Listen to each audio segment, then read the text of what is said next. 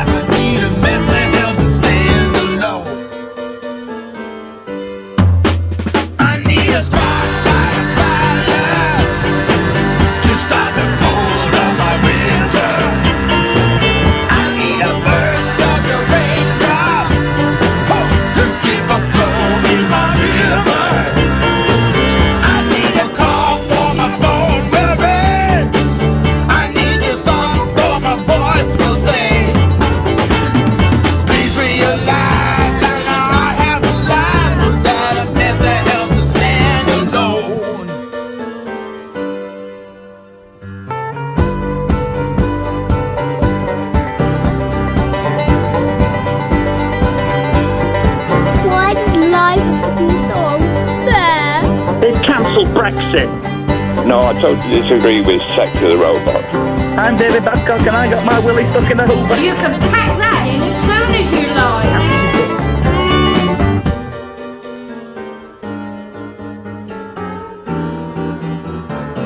Wow! She don't know. She don't know. She don't know. She don't know.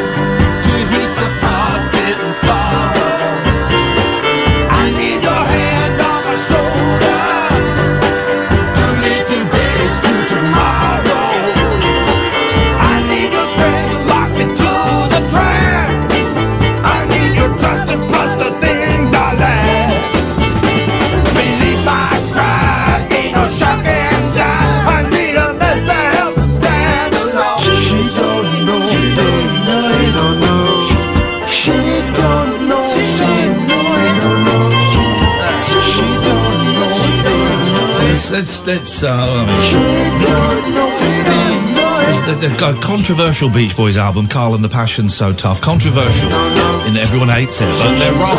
They're wrong to hate it. It's a masterpiece. So, who spent some time this evening in the back of a police car nearly being arrested? Me. That's where I've been.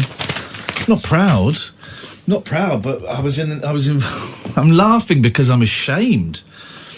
I was involved in an incident, and the police were called. Road rage, innit? I was involved in a road rage incident, and police were called, and I was being viewed as the guilty party. I did lose my temper. It's been a really...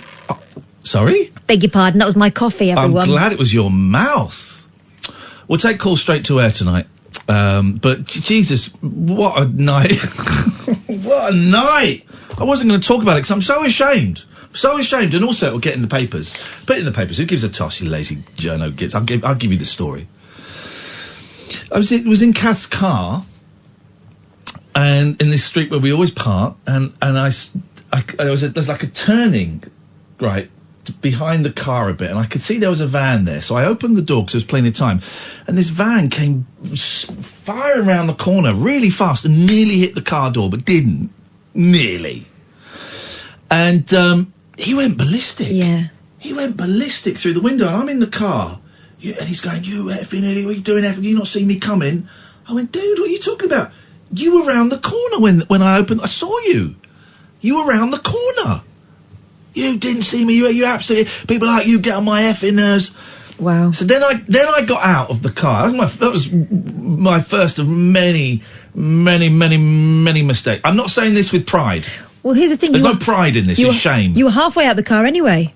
I was getting out. Yeah. So then I went, and he's really angry, this guy.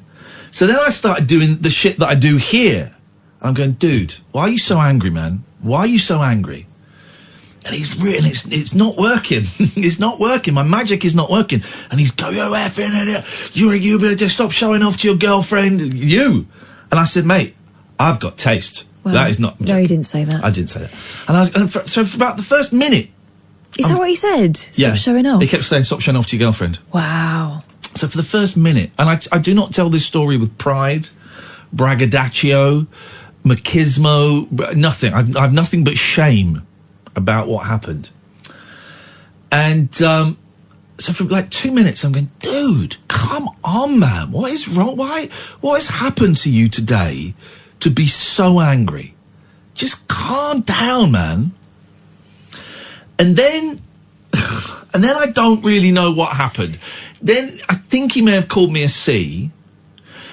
And then someone's walking past me, you're not allowed to park there. And then I then I disappeared. And I went, you are allowed to park there, you prick. It's 6:30. So that... And then the guy was getting more aggressive with me. And I just went. And then he started getting out of the van. Well, at which point I thought, right. Well, he opened the door as if to get out. I'm not giving all of it away what happened, because I don't want all of this to get in the papers. But we were then shouting at each other very aggressively through the van. And we're both, the C word is being thrown around. Ken, you phone up as much as you want. You're never getting on my radio show again. You're a nasty piece of work. So stop phoning. So we're the F and the C, F and C, F and C, F and C. Then he said something violent to me. This is how I remember it. He made a threat of violence to me. And so I said, I'll smash your effing face in. What? I've not said anything like that since I was 12. I'll smash your effing face in. He made the threat of violence to me first. And I'm going, and at that point, of course, I should have said, okay, I'm out of here. But suddenly something just went. I smash your effing face in.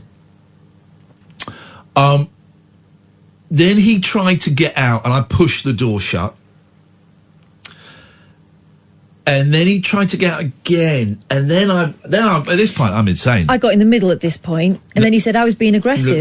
This hadn't happened. Oh, at this after point, the fact, wasn't it? Then I got my phone out. I said, right, I'm calling the police. Right. I'm calling the police. 999. I'm 999 in this. So then I dialed 999, and I find myself going, yeah, please. I'm like, what is going on? And I don't know. You came out at some point. Then this guy came over at some point. This guy came over. And he's going, I've seen everything that's happened. You need to calm down. To me, I'm going, dude, he started it. All I heard was you threatening to punch him in the face. And I'm thinking, oh, no. I can shout louder than the guy in the van. And I'm going, mate, he started the threats of violence. I didn't hear that. All I heard was you threatening him, and you need to calm down. And then a woman came over who was great. And she said, look, I only heard what you said. I didn't hear him threaten you. I'm thinking, oh, no. No, and she quite rightly said, she said, this is ridiculous, and someone could get hurt from this. Let's all calm down. So I've got 999 on. And the guy that was trying to sort of calm it down ended up accelerating things. He was making it worse. He was telling you to calm down. He started on me. And you were calm. I was calm. And he did the calm down hand and told me to calm down, which never works with a woman when she is actually angry. So a woman who is calm being told to calm down with the hand. Listen, they were concerned citizens. They were concerned citizens, and they were doing... They were concerned citizens. I can't knock them for that. I was very... And I was very agitated. This guy was very agitated. I was very upset that they had not heard it. And I get it. You see a tall guy, big guy, shouting into a van. That's all you get. I get it. That's all they saw. That's all they heard. I get it. That's what witnesses are. That's what witnesses are. They see that, and they didn't hear the guy. So then suddenly when they came, the guy then starts milking it, and suddenly goes very passive. Goes, yeah, this guy's been threatening me, and I'm thinking, what? He said I'd been aggressive to him. Can't imagine you being aggressive. And then I hung up on 999. I'm thinking, suddenly I'm starting to come around. I'm thinking, what are you doing? This is insane. Well, this is the thing. We're standing there waiting for the police. I went, has anyone actually called the police? Well, and I'm thinking, this is insane. And the guy said he'd phoned the police. So then I went and sat in Kath's car, and I just burst into tears. Because I've got no idea. This is so going to get in the papers. I'm so in trouble with my ex. This is... And that bit will get in the papers. Bollocks. Don't say anymore. So then I'm sat in the car, and I'm just bursting into tears. I've had such a terrible, terrible day. In terms of like anxiety and depression and fear, really worried about money, really worried, and I'm being very cautious and only saying what I would be not happy with, comfortable with being in a paper, because they'll print this. Don't put this in the podcast, because that's how they get the stories. They of course I listen won't. to the podcast. They don't listen to the radio show. Scumbags. And so then I'm in the car in tears, just in floods of tears going, I don't know what's happening to me. I don't know what's happening to me. And then after about 15 minutes, the police turn up. And I've never been in trouble with the police. I've never been in trouble with the police. And the policeman knocks on the window, and I just start crying even more. And I'm going, I'm so sorry. I'm so sorry. I don't know what happened. I'm so sorry. He was great. He said, all right, and he had a little chat with you. And he said, right, I'm going to go and chat to my colleague. And then I heard the witnesses saying what they heard, and I got angry. I'm angry, but they're just doing their job as concerned citizens. I can't be angry. And they did only hear one half of it. They only heard one half of it, because my note to self, you're too good at shouting, because they didn't hear the other guy who started it. But I got out of the... You were getting out of the car, that's the point. No one did. No one comes out of this, me and this bloke. And I'm just thinking, oh my God, I'm going to get arrested. I'm going to get arrested. Because I pushed the door shut. That's aggression. Yeah, but it was to stop him getting out. You can't do that. You're not allowed to do that. Yeah, but he was threatening you. You're not allowed to do that, though. So then the police took me in the back of their car, and I'm thinking, oh, no. This is where I get shot, and then they say that I had a gun, and they plant a gun on me. I've seen it, and then I thought, oh no, I'm a white guy. I stand a better chance than some. That's satire, guys. That's satire. So then I got in the back. They recognised me, and I had to give them, my details and stuff like that. And they said, "You've been arrested before?" And I said, "No." And I'm in tears because I'm just not. I'm in tears for so many reasons. One, because I'm ashamed. One, because I just don't know what's happened. I just do not know. It's like I've woken up from a blackout almost. Because it went from naught to mental within 2 seconds. You were getting out of a car, and then all of a sudden you're involved in this row. And I'm just going, I'm so sorry. And they said, what happened? And I told them my side of the story. And I said, look, the guy was threatening me and was shouting at me, but they didn't hear that. And I know how that looks. And he said, yeah, it looks terrible for you. It looks terrible because we've got 2 witnesses that say you threatened and was shouting at a guy that was doing nothing. And I said, but that's not what happened. And they said, we believe you, but you got to understand how it looks to us. We've got 2 witnesses saying this. And he said, we could charge you with this and we could take you to the station. I said, oh, jeez. He said, we don't want to do that because you don't need that, we don't need that. But I have to go and check to see if he wants to press charges. And this guy was not happy, and I think he's going to do it. He's going to do it for spite. And the guy went off, and then he came back, and he said, you're okay, but we have to have a chat with you and just remind you that you can't act like that. And I'm going, I know, I don't know. And I said, I'm having the worst day. And he said, what's going on? And I explained, and they were both in actually very similar situations to me. And they said, we get it, but you can't. And I said, I I know. I said, I've never done anything like this before. And then they let me go, and I just stood in the street sobbing. Now, I wasn't going to tell this story because it makes me look really, really bad. It makes me look really, really bad. And if it does get in the papers, it's a shit story that's going to look really, really bad. But this show is honesty. What happened is certainly going to influence the flavour of the show tonight. I might be a bit more subdued or whatever. I'm so ashamed. And this makes a great point. This texter makes a great point. You and the van driver should have just had a right tear up, a straightener there in the street. Kath could have held your coat and shouted encouragement, go on Ian, smash his face in. Now, that is an idea. Thank you, 7262. That is an idea. You're assuming that I wouldn't have been able to sort it out by myself. It was my door. Nearly took off. I wasn't going to talk about it, but I've kind of felt I have to, for my own sake. I have to acknowledge that I did something, or I went to a place that I have never been to. I've never been to. I've lost my temper in the past, and I used to have a bit of a temper. I used to have a real temper. But never to the point... we don't need to say everything, because, you know, but this was a first, and God willing, it's the last. I'm hoping that this is, in terms of mood and anxiety and stuff, this is my rock bottom. I would say this is a rock bottom.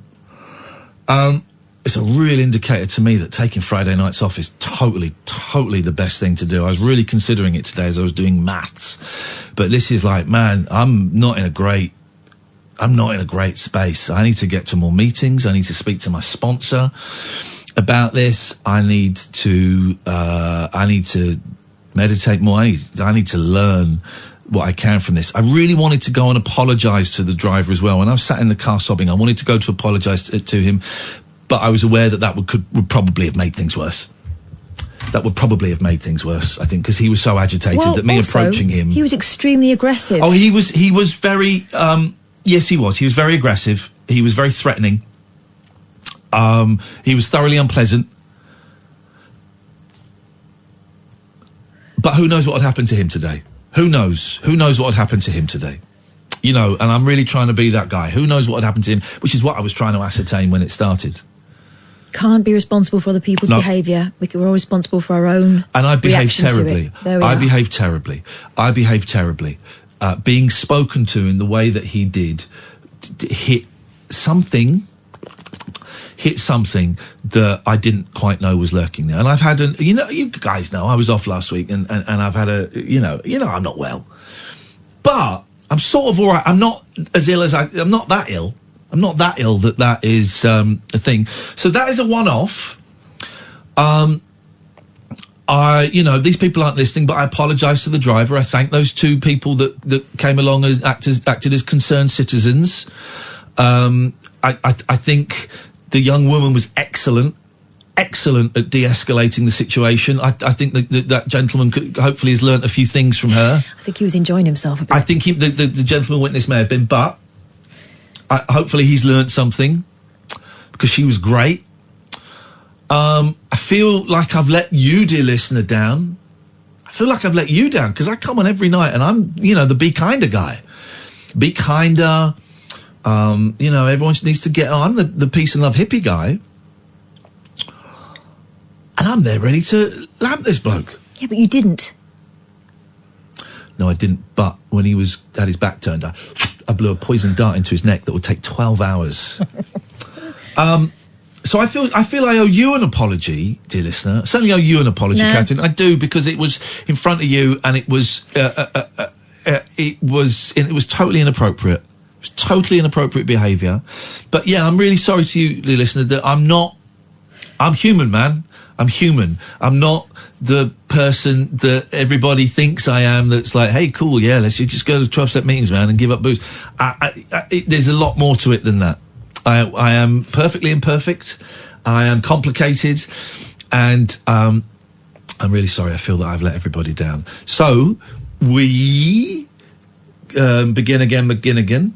We I have to learn from that, and I have to meditate on that, and I have to accept that was something that I did, and it was lousy. It was lousy, and I really want to cry about it, and I will do when I get home. I've got a blinding headache, and I've got to make sure that is a one-off. This is a canary in a coal mine moment. That just shows that you're juggling a lot of stuff at the moment. Well, you know what's going on, Yeah. and I'm not going to talk about what's going on, but you know what's going on, and today has been a particularly stressful day. I mean, you're right, it is also 3 days after the anniversary of that car, that I can't even talk about it. I stammer when I talk about that flipping... And this was a car thing again. I don't think that's a coincidence.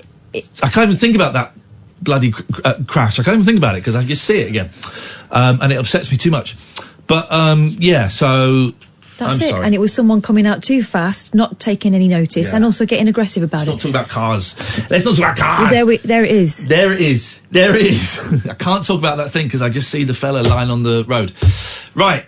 So we're going to have a break. Then when we come back, we're going to take calls straight to air. 14-second delay. Don't swear. Don't be libelous. Kath and I are just going to chat. You're going to lead the conversation. 0344 499 1000, dear listener. This is Talk Radio. Late night, Iain Lee on Talk Radio. We're going to take calls straight to air. I can already... Well, I don't know which one this is. Here's the thing, right? If I cut you off, I cut you off. I just don't know which one this is. Hello, line 4? Hello. Yeah, we go. There you go. So I'm going to cut you off. That's that. Ken, hang up. You're not getting on my show ever again. It's never, ever again are you coming on my show. Let's go to line 1. Good evening, line 1. Alexa off.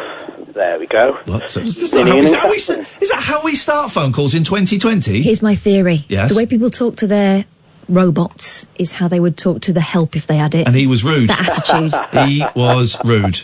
You were rude. You said that the last time as well, It's true. You should hear how my kids talk to our Alexa. Honestly, terrible. Oh, I don't know how I'm going to follow that opening, but... You're going to follow it with your disgusting, sexual, perverted food habits, you dirty, dirty man.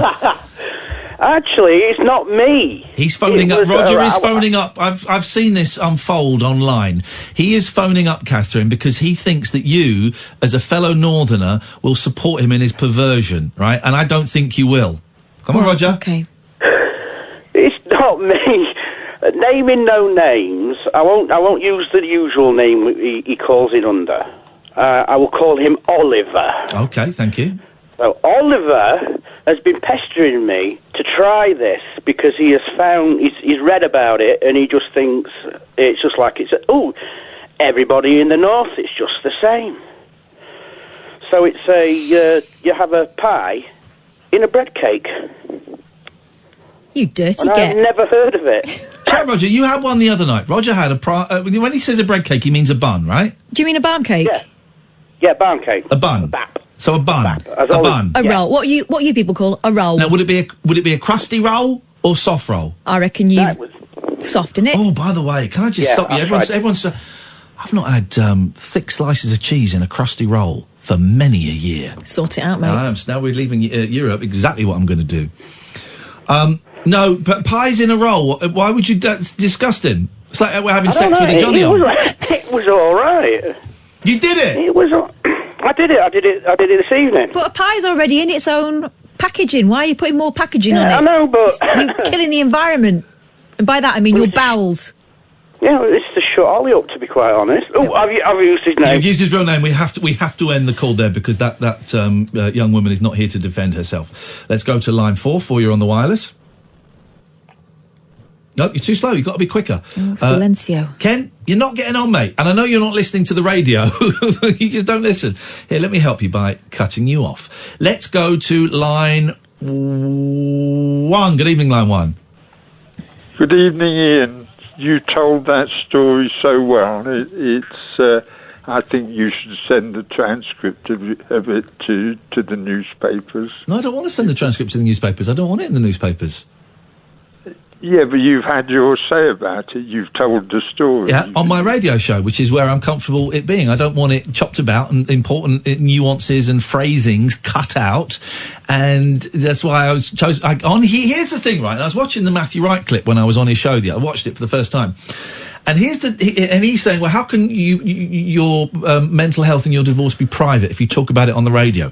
And here's the thing: if I talk about it here, I can. I'm in control of everything. I'm in control of the words that I use. If I say something wrong, I can instantly retract it and replace it. The intonation, the pauses, the kind of heavy audio winks that you can hear, the tongue in the cheek, everything. I'm in control of everything. Now, a newspaper gets that, which they might do, and if they do, they do. A newspaper gets that. They cut out all of the nuance, all of the subtlety. Iain Lee in road rage incident questioned by police. Boom. There you go. Iain Lee questioned by police after road rage incident. There you go. That's what you got. So, no, I'm happy. My medium is audio. Yes, but you could lose it on air as well. You're absolutely right, but I don't.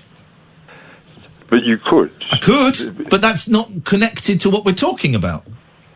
Well, it is in my mind. Of course it is. As you know, I believe we're all being remotely controlled. Yes. We're not responsible for our actions. Yes. And that's how I regard your story. You weren't responsible for what you did. Well, here's the thing. I regard my story completely differently. I was responsible for my actions. Yeah, but I not in my mind. No, but your mind is irrelevant, actually, in this incident. In my mind, which is relevant, I am responsible for what I said and did. Yes, but as I say, in your mind, you're not. But your mind is irrelevant to this story, to me. But what I'm saying might be the truth here. Well, it might be, but it's irrelevant because it happened to me. It's my story. It's my incident. It's my shame. It's my mental health. It's my whatever, right? And in my mind, my opinion, one of the people to whom it happened, I am responsible for what I said and did. You can believe whatever you want, and that's fine, but that's irrelevant to me. Okay. Can I ask you a question, George? I'm really interested in this philosophy. Yeah. So, do you never apologise for things you may do? I haven't had anything to apologise for a long time. Because you don't take responsibility for your actions because it's all someone else doing it.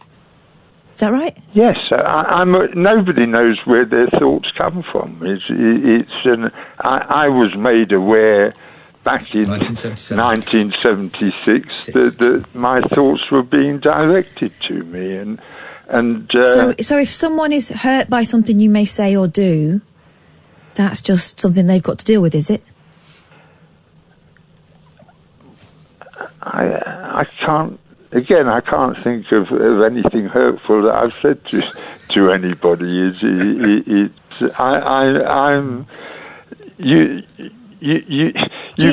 So do you never make a decision? I am going to say this, or you just think things and they come out? Yeah. I'm not trying to trick you. I'm just trying to understand.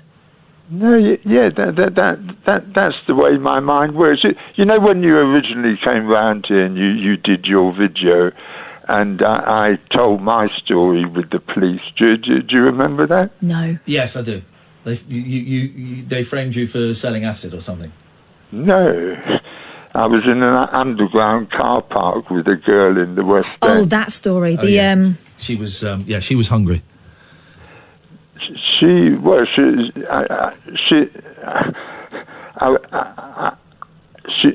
came out of a shop on the Edgware Road with a carrier bag, and she looked attractive to me, and I stopped the car and we got chatting, and it turned out that she was on the game, but I didn't know she was on the game. Anyway, we end up in an underground car park, and we try and do stuff, and nothing works. So we're sitting there chatting to each other, and the police raid the car park, flashing lights, yes, and they arrest us. we're sitting there chatting to each other. Okay, my trousers are around my ankles, but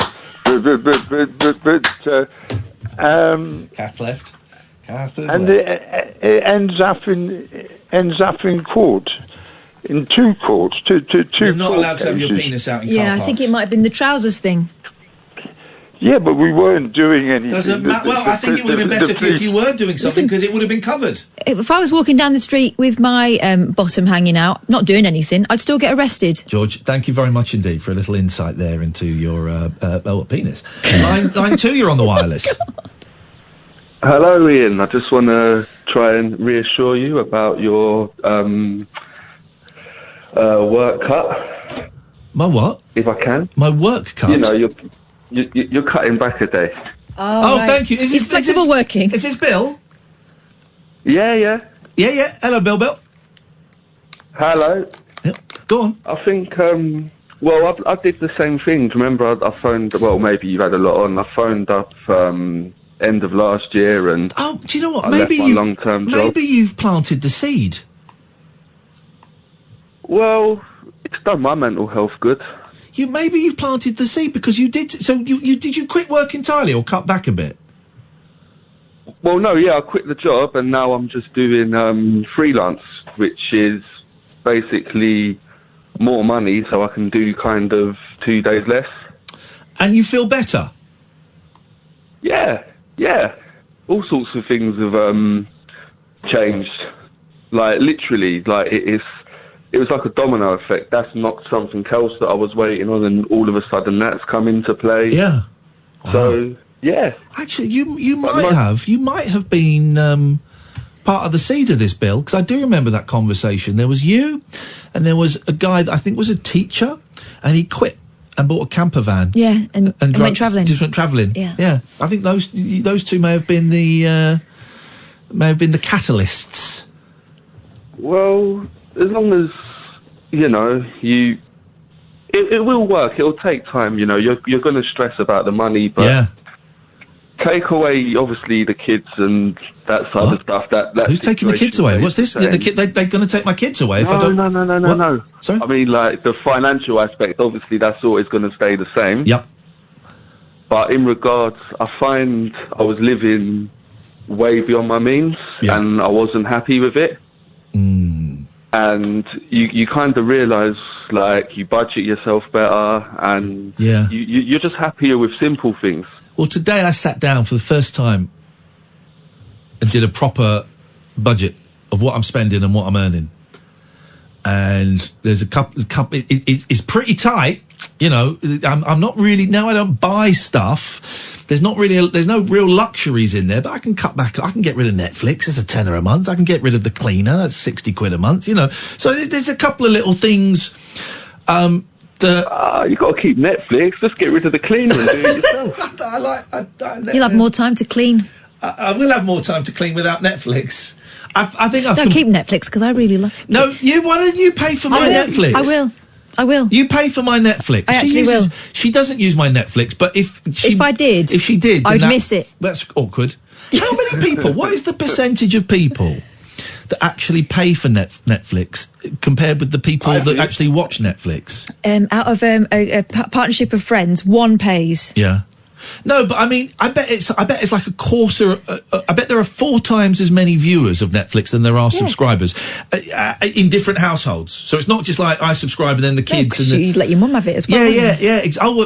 Years ago, it used to be I had it, you had it, and my in-laws had it all on the same account. That must happen all the time.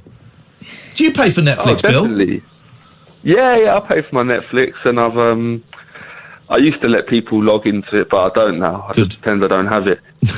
Oh, selfish Netflix. Hey, Bill, you're a good man, right? And we've been speaking on and off for years. Sometimes we've been singing. Yeah. You're my sister's favourite caller. You're Scott... Shut up. You're Scott Balcony's favourite caller. I'm very fond of you. Kath loves you. I did until I saw the picture of you and I thought that was weird. But you're a very wise man and you're a good man. And I always have appreciated your phone calls.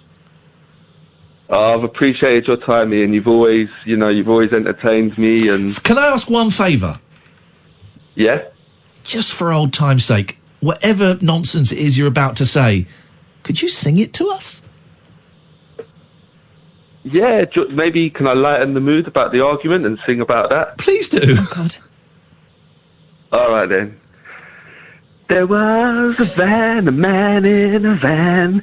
He tried to drive into Ian's door. Ian is a bad man, and he got out. He said, "What are you looking for?" And the white man van said, "Oh, you see me coming." And Ian said, "I'm gonna punch your face in, and I'm gonna flush it down the toilet." Okay. You did say that, because I'm bigger than you. And Kath was in the car. They're not going to say that because that don't rhyme with car. But thank you very much indeed, Phil. This is Talk Radio. Late night, Iain Lee on Talk Radio. So, some of you know this. There's a comedian called Lemmy. He's a troll. He's an online troll, and I used to be a fan. And then we had like a proper argument on Twitter today because he's been an idiot. And what he did, what he said, normally I get it, right? But this really offended me. So this was Lemmy at 10 minutes past 6. At the pictures watching Sonic the Hedgehog, the voice of Sonic is shite. Oh. Characterless. It's like the voice actor wasn't up for it that day. What's wrong with that tweet?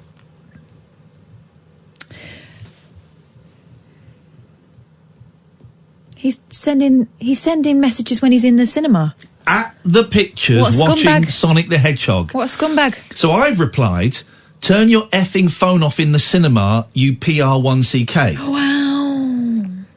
He's replied, "I won't do the accent because it'll be used against me, but I can do the accent. Oh, just know that. I can do the accent. Practically empty, hunched over it, checked behind me, had the brightness down." That's not good enough, because you can see a mobile phone from 15 rows back. That's not good enough. And he's there with his kid, so his kid will see it. Also, he did not know that he was going to need to tweet his displeasure. So that says to me he's a repeat offender, and it makes no difference whether there are people there or not. So then I tweeted, "Effing PR1CK. Oh, yeah. Then he's replied, and he's in Scotland, remember this, "I'll effing come down there and show you a PR1CK, mate." Oh, actually, that sounds quite romantic. And then I thought, this guy is local, I'm out of this argument. But that's terrible. The arrogance. He's a BAFTA winner, Scottish BAFTA. And the arrogance of someone like that, thinking that because they're a wee celebrity. Oh, he's a wee celebrity. Do the voice, please. He's a wee celebrity in Scotland. That he what do you think he is, Michael Jackson? Thinks he's Beyonce? Well, if he were Michael Jackson, obviously when he was alive, yeah, he would have had the cinema completely to himself. It would have been in his home. Exactly. So I'll effing come down there and show you a PR1CK, mate. I mean, that's just messed up. Here's this very, very simple lesson, Limmy, and anybody. Do not have a phone on in the cinema, even if the voice acting is not very good. Your kid will learn bad behaviour. People behind, even if they're a long way behind, will see it. It's arrogant, it's offensive, it's disrespectful. Imagine I'm watching, Limmy's got a new show coming out, Limmy's Homemade Show. Imagine I'm watching that, and then I just take a poo on my living room floor. Why would you do that? Well, it's the same. Exactly. You ain't got a cleaner anymore. You're going to do that yourself. It's the same thing. It's the same thing. Don't do it. You just don't. Can I just check? We don't do that. You do not do it. Line 2. You don't do it, do you, line 2? Hello? You don't do it, do you, line 2? Who's line 2? You. Oh. You don't do it, do you? No. Good. Sorry, I didn't hear what you were doing because I had the music on. I'll come down. I'll effing come down there and... No. I just wanted to say I really enjoy listening to your show every night. Are you single? Yes. Do you want to get married to me? I was married for 35 years. I think I was a bit older than you. I like old women. I was married for we were married for 29 years. You said 35 a minute. You said 35 years a minute ago. Yeah, no. What's going on? Yeah, but what I'm saying is, we're still married, but we're not divorced. I lost my sight, and our marriage just crumbled. Okay. And I. Well, then we can just shack up together. Depression and anxiety and all that, and it ruined my life, really. Yeah, but I can coming out the other end. I can cheer you up. I can come and describe films to you. I can describe my body to you. Come here then. I can make love to you. Do you know where Heston is? Do I know where Heston? Heston Yeah. Blumenthal? No. Heston Services. Middlesex, that's where I Yeah, am. I know. It's not too far away from where I go. Heston Services, actually. Yeah. Yeah. No, but honestly, kidding about. I'm not kidding. I would never kid. Here's the thing. I would never kid about something as important to me as your pleasure.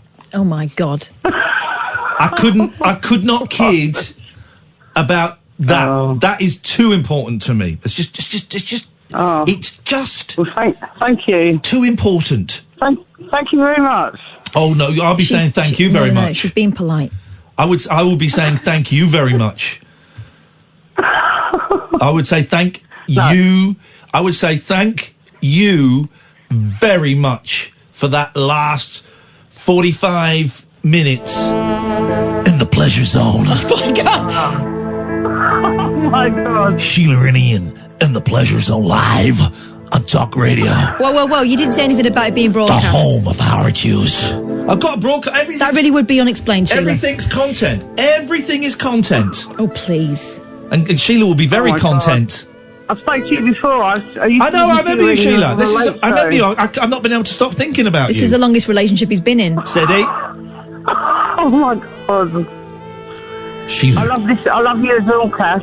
Thank you. I love you too. She can join in. No. I will not be joining in. We can have menus à trois? No. Let's have a menus à trois. No, merci. We're having them for the first time ever on British radio. Oh, man. A menus à trois with Sheila, Ian, and Catherine Boyle. I'm not, no. As all three enter the pleasure zone. I'm staying out. Should we end? Man, I thought I had mental health problems. But Yes, man, listen. If you haven't got mental health problems after this menus à trois, you're gonna have shed loads. I'm gonna drive you nuts. I'm gonna drive you. No. Enough. I'm gonna drive you wild. I'm gonna drive you wild, Sheila. Wild in the pleasure zone. Spoiler. The pleasure zone does not exist. Okay. Let's go to line 6. 6, you're on the wireless. Hello, is that me? Could be. Hello, is that Ian, yeah? Could be. Look, this road rage argument you got into. Yes, madam. You should have went for your mobile phone and got it on video record. I was... You know what I mean? Yeah, or I shouldn't have got involved. No, but sometimes you got no other choice to get involved because it comes to you, don't you? Yeah. I mean, you would have gladly avoided that. Yeah. But you had it happen to you. You should go for your mobile phone and get it on video record. Can I ask you your name? Because that... George. George, would you be interested in joining a menus à trois? What's that? It's basically where we have a great time. It'd be me, Sheila... Cass. No, I'm not in it. Yes, you are. No. And you, and we just everybody. That's a menus à quatre. Everybody is pleasure zone. There are no limits. Yeah, all right then. Yeah. Nice one, Georgie boy. This is great. This is not great. This is great. So we got Sheila, me, Kath, and George. No. And the thing is, it's like soft play, right? You want to have a go on everything. No, but soft play, everything's covered in someone else's snot. No, thank you.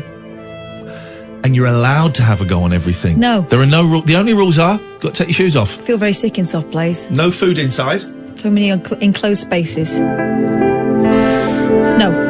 The pleasure zone is really taking off. I'll only get some stickers made. Line 4, you're on the wireless. They don't like it up 'em. They do not like it up 'em, Mr. Many. Well, you're not joining the Many's a Twas, is he? He's not joining. Let's try line 2. 2, you're on the wireless. Hello. Hello, line 2, you're on the wireless. Hello, Mr. Iain, how are you? Oh, it's Jerry. You heard about the Many's a Trois. Jerry, you can come and get involved if you want, buddy. Why does your phone echo so? Why does your phone echo? Echo. I don't know. Don't stay on the line or go find another phone. Okay, you go and find another phone. We can take our time because we're in the pleasure zone. I don't want to be in here. We're in here. I've lost the key for that handcuff. Right, here's the thing. This is... You'll know this. When you're in an echo... Sam, you try and guess. When you're in an echoey place with kids, what is the word that kids always shout to test how echoey it is? Echo. Yes, it is! That's the weirdest thing, isn't it? They do, don't they? Yeah. Why do they do that? Because they get told off for swears. They constantly just go, oh, I think there's an echo. Echo! Echo, echo. But my kids actually do the echo as well. Do yours? Yeah, they do. Line 5, you're in the pleasure zone. No. I don't know. Am I in the pleasure zone? You're in the pleasure zone. Well, this is fantastic, but I did get very put off by the pleasure zone as soon as I heard soft mate. Think about the germs and the bugs. Exactly. I mean, literally, and all of the kind of the scratching noses, scratching bums, and in that big ball pit. Yeah, the lost socks, the plasters that have fallen off someone's feet. No. There's only one thing that's worse than that, though, Kat.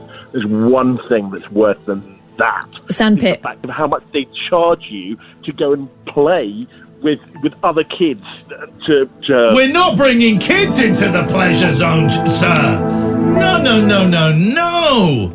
No. What on earth is going on? Let's try line 8. 8, you're in the pleasure zone.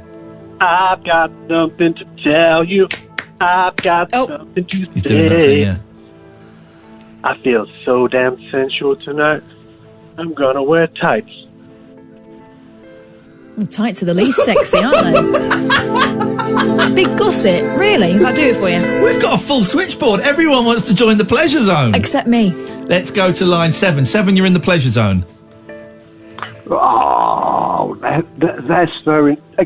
can I join the, what's it called? The Many's a Twas? The Minge de Trois. Whoa! Come on! French is a difficult language, I know, but... Also, I've lost count of how many it is, but I'm pretty sure it's not a Many's a Trois anymore. Let's try line 6. 6, you're in the pleasure zone. Ian, this is Len, brother of Ken. You should not be talking about this sort of thing when the Lord himself is listening. Well, God made us in his own image. The Lord himself is not listening to LDC at this time of night. Okay. Well, what can we talk about, Len? The good Lord Jesus Christ and his baby sons. Huh? What? Now that I didn't know. Doesn't surprise me, though. I've heard of the baby Jesus, but I assumed it was the same fella. Let's talk about... let's take one more call before the news. Line 4, welcome to the pleasure zone. Hello, yes, I'd like to put my name down for the Many's as well. Okie dokie. And what's your name, madam? Ian Lee. Is this the fella that keeps stealing my life? Is this the fella that keeps stealing my life? Idiot. Ian Lee's barred. Ian Lee is barred from his own Many's a Twas. Let's try this one. Line 5, you're in the pleasure zone. Hello. Hello, welcome to the pleasure zone. Have you brought your mum? I'm closing the first bar. I can't, you need to speak into your phone. Okay, how you doing, mate? All right? I'm all right. Were you in a different room to the telephone? I was, yeah. I'm watching the TV. Well, what are you watching on the TV? I'm watching old Channel 12. Is it a bluey? Nah, mate. It's basically when shows go wrong. You know, like. Okay. I love those Why are you shows. watching? Oh God, I've got to hit the news bang on because Sam told me off for not hitting the news bang on, and I said I'm the best at hitting the news bang on. I will always. Talk Radio. Late night, Iain Lee on Talk Radio. I wanna take you for a ride to this place called the Pleasure Zone. Pleasure Zone. I wanna take you for a ride. I wanna take you home. Take you home. 1, 2, 3.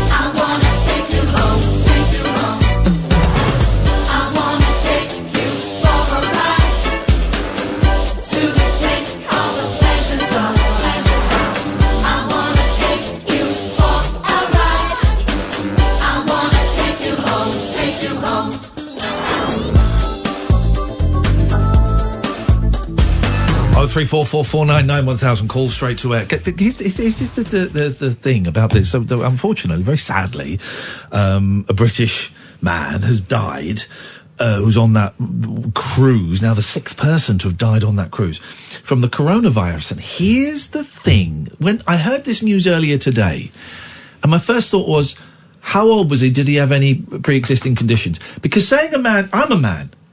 You know, Sam's a man. It could be any age. How old was he? Didn't he have any pre-existing conditions? And not one bulletin has mentioned it. Not one.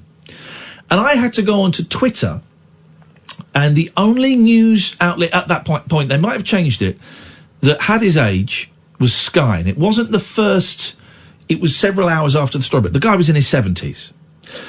Which doesn't in any way reduce the tragedy, of course not, and I would not for a second suggest that it does.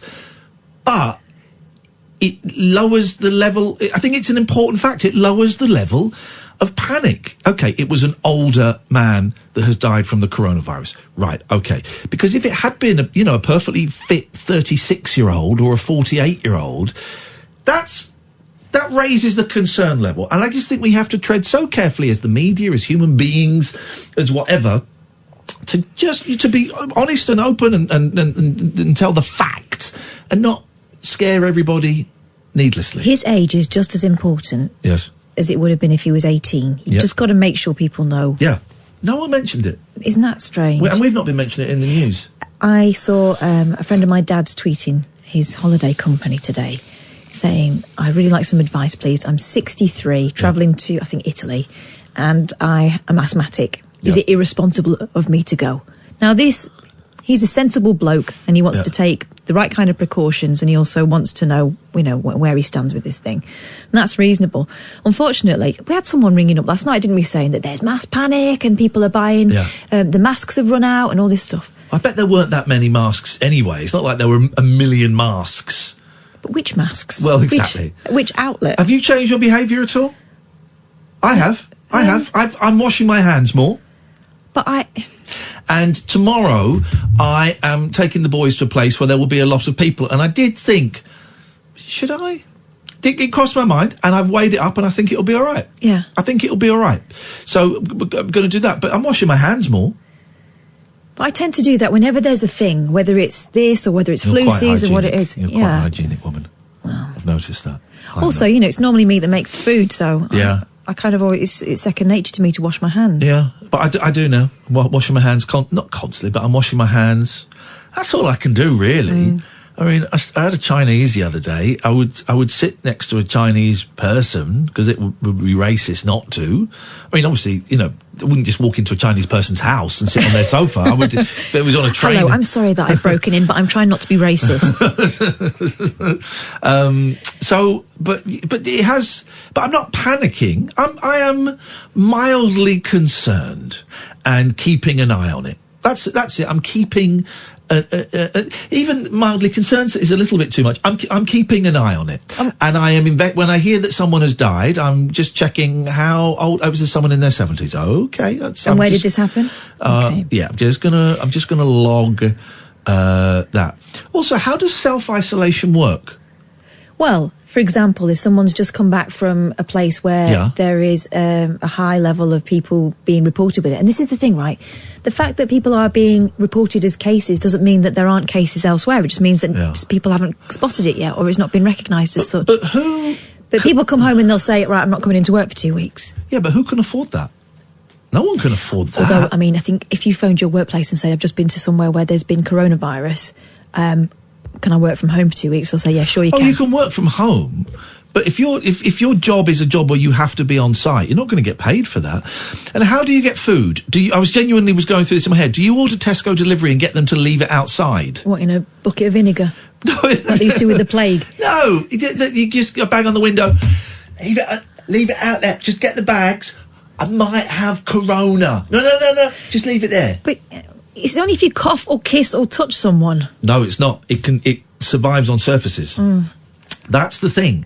It survives on surfaces. That's why these places where it's been reported, they're having a deep clean. Right. Because if I had it and I coughed on this microphone. Or you coughed into your hand and then you forget and put your hand on something. Yeah. But if I coughed on I don't know how long the germs stay alive for. But if at the end of the show I coughed on this microphone and Martin came and touched the microphone, please, this is serious. Martin Kellner's life is at risk here. This is not something to be joshed around with. He's an old man. Elderly man. Yeah. He's an elderly man. All right. And as much as I despise him for what he did to me and my family, I don't want him to die. Yet. I've got plans for him. But if I coughed on this and then he came and touched it or whatever, he would get it. It lives on things. It lives on things. I don't know how long it lives on things for. So it seems like the only way really to be absolutely safe is to, I don't know, wear like a balloon. I want to be a boy in a bubble. Yeah. Well, no, I mean, but it's interesting. If it became like an epidemic here, where would they put the bodies? I know the answer. If it became an epidemic here, where would they put the bodies? I know the answer. Well, why are you asking me then? Because I want to know if you know.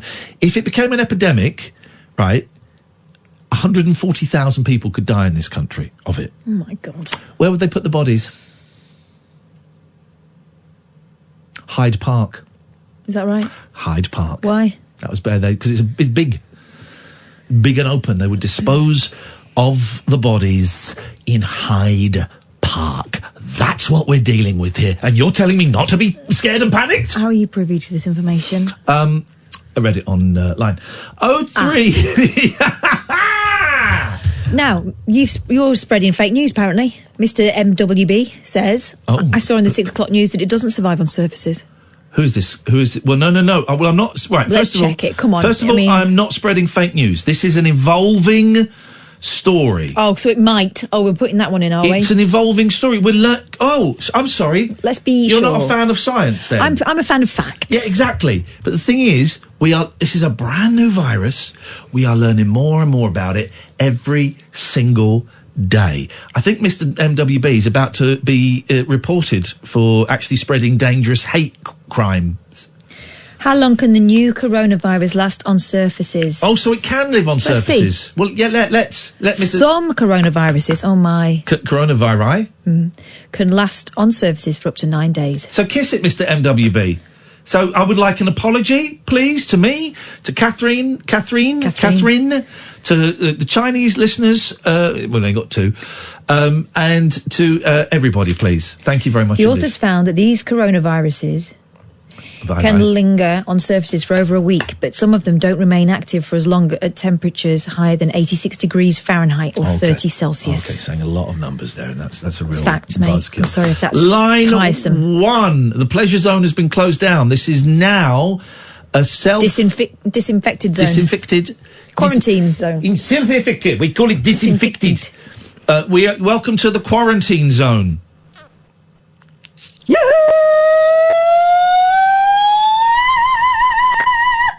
I think they're looking for the pleasure zone. Composing. Hallelujah. Hallelujah. Hallelujah. Hallelujah. Hallelujah. She tied you to a kitchen chair. She broke a phone and she cut your hair. I'm from. It's not so one. You see the light. It's a cold. It's a broken. Hallelujah. Yeah. Hallelujah. This guy's got it. This guy's got talent.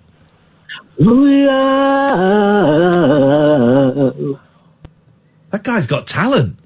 Not quite sure what the talent was, but yeah. He's left one glass slipper and no contact details. Catherine.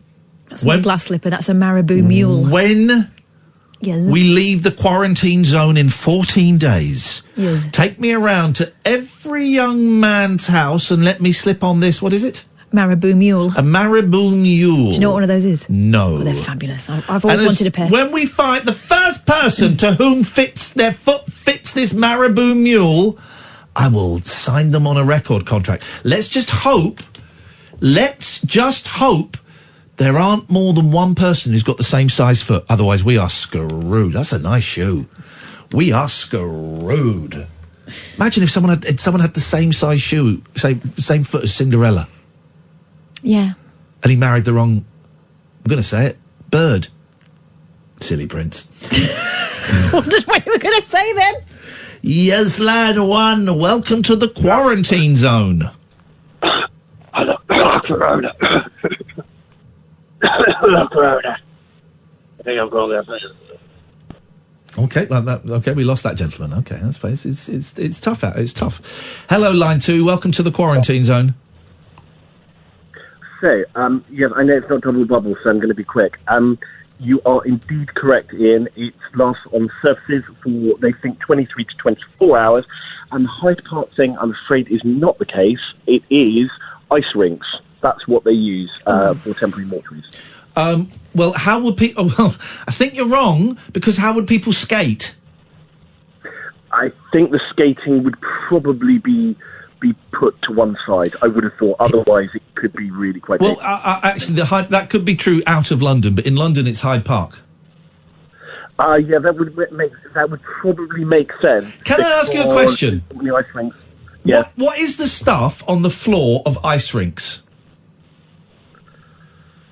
Well, like what, water or the stuff at the side? The stuff that you skate on ice rinks. What is it? Don't say what you think you're going to say, because it isn't. It's a chemical, isn't it? It's not water. It's not ice, is it? No, it's definitely not. It's definitely not 100% water. It's something else. What is it that's on there? Because that ain't ice. That, if you've touched it, if you've eaten it, that ain't ice. Yeah, I think I have licked it. I think as a kid, I think I fell over and licked it. Yeah. I hate ice skating. It's a ridiculous idea. I mean, it's going to break everything. Yeah. But if there's bodies around, it's more dangerous. Well, that might make it a little bit more fun, caller. Thank you. This is the poshest caller we've ever had. I'm excellent at ice skating. Like, really good. I hate it. I can't do a triple salto, but I can not fall over. It's the worst. It's the worst. Did we go ice skating? No, I really wanted to. That was it. 0344. No, just my dreams. 991000. This is Talk Radio. Late night, Iain Lee on Talk Radio. Call straight to air tonight. 0344 499 1000 is the telephone number. So once again, I've been proven right on everything to do with the coronavirus. I know that people think I'm the dummy, but I do have a degree. In? Doesn't matter what it's in. Well, it does a bit. No, it doesn't actually. What it means, having a degree, having a very highly rated degree... It's basically in bullshine, isn't it? Means... Your degree? That you are able to listen, to learn, to pay attention, to suggest, to create, to think. Doesn't matter what the subject is. It could be English literature, it could be ancient Greek...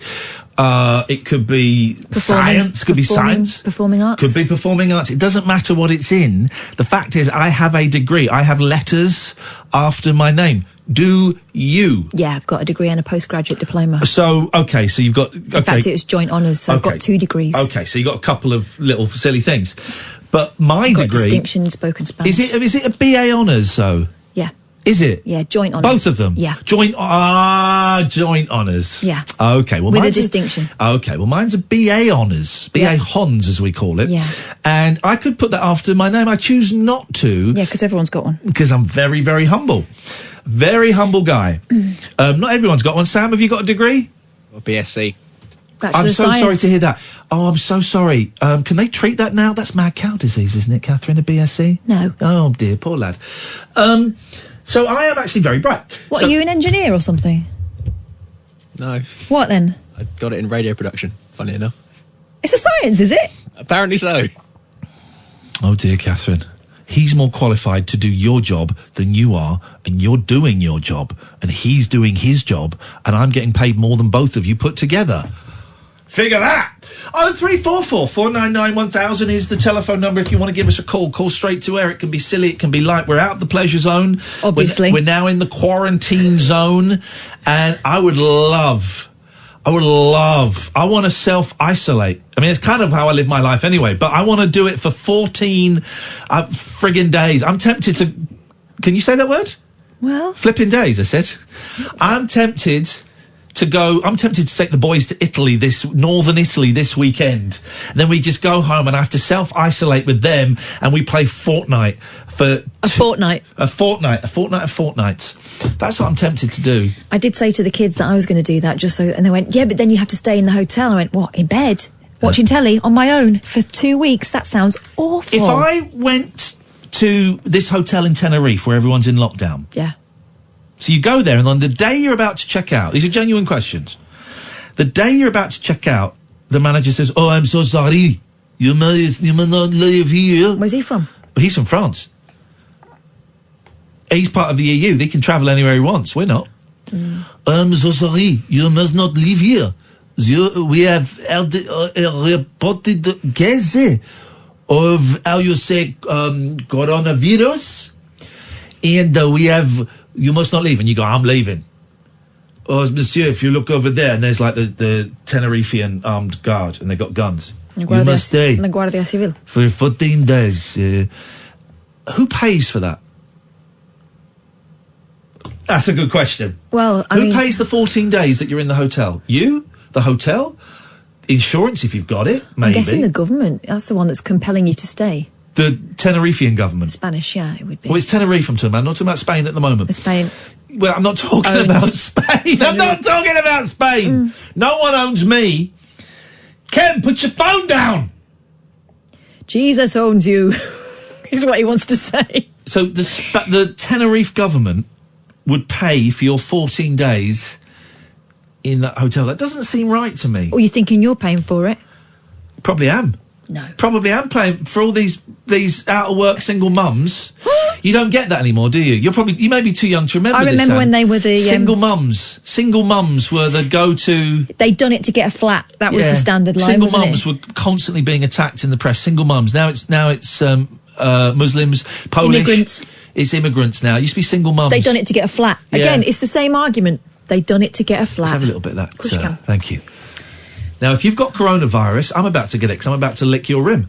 Oh my your God, why are you licking that? That's mine. What are you doing? You can have that. Ian, that's disgusting. Flipping it. It's a bit fizzy, that, isn't it? Pop. Don't know, I'm never going to touch it again. Don't be so silly. It's a fine. It's a fine. It's a fine. I think you have to. I think what you just did to that bottle means you have to marry it. I don't want it. You have that. Go on. I really don't want Just it have anymore. No. Give it a clean. I've got a handkerchief here. No, I've seen your handkerchief. What's that stain on it? That's coffee. No. Just use that to. Let me wipe I feel it. like I'm being dragged into the pleasure zone by proxy. No. Let's just leave that there, shall we? We'll take it to Hyde Park. Anyway, fun. We've sold 61 tickets for Cardiff in a venue that holds 450. Yeah. So everyone will have to spread out. March the 8th, it's a week. I'll be in Cardiff in just over a week. And everyone that comes, I'm going to have a go at them individually. Why? They've come. Because they didn't bring more people. They begged us to come and only 61 of them have turned up. I'm going to rollick every single person that's there. I'm going to make their life a misery for 2 hours. 2 hours of hell. Now we're going to be playing to an empty room. No, we won't. They'll come, lock the door. You're not allowed to lock it technically, but I'll tell them it's locked and I'll roll at them. Hello, line 3, you're on the wireless. What have we done to the world? Look what we've done. What about all the peace that you pledged your only son? Did you ever start to notice all the children dead from war? Did you ever stop to notice this crying earth, this weeping shore? Here we go. It's not bad. Who did you say you thought this was? Greta. Is it Greta? She's in Bristol, isn't she? It could be.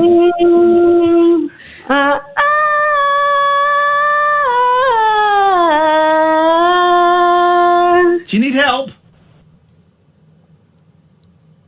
Oh, they've gone. I think the message is the earth needs help. Okay. I enjoyed that. I did. Line 1, you're on the wireless. Hi there. I'm very disappointed. So? I just made... So are a lot of women these days. That's why you got to get my new book. What? My new book. I got a new book. Is it called The Pleasure Zone? Pleasure Zone with Iain Lee. Sorry, what? You did what? I just made 20 stickers for the Pleasure Zone. Well, in that case... And now I've got to alter them. You have. But also, you got to alter them because I look forward to seeing you in court for stealing our copywritten material. It's Pleasure Zone TM. Yeah. So I will see you in court. Well, I've just ripped them up anyway. So well, I would like to see. I would like to see a photo of them ripped up, please. Otherwise, you'll be hearing from my solicitor, who's going to be quite busy after tonight's events.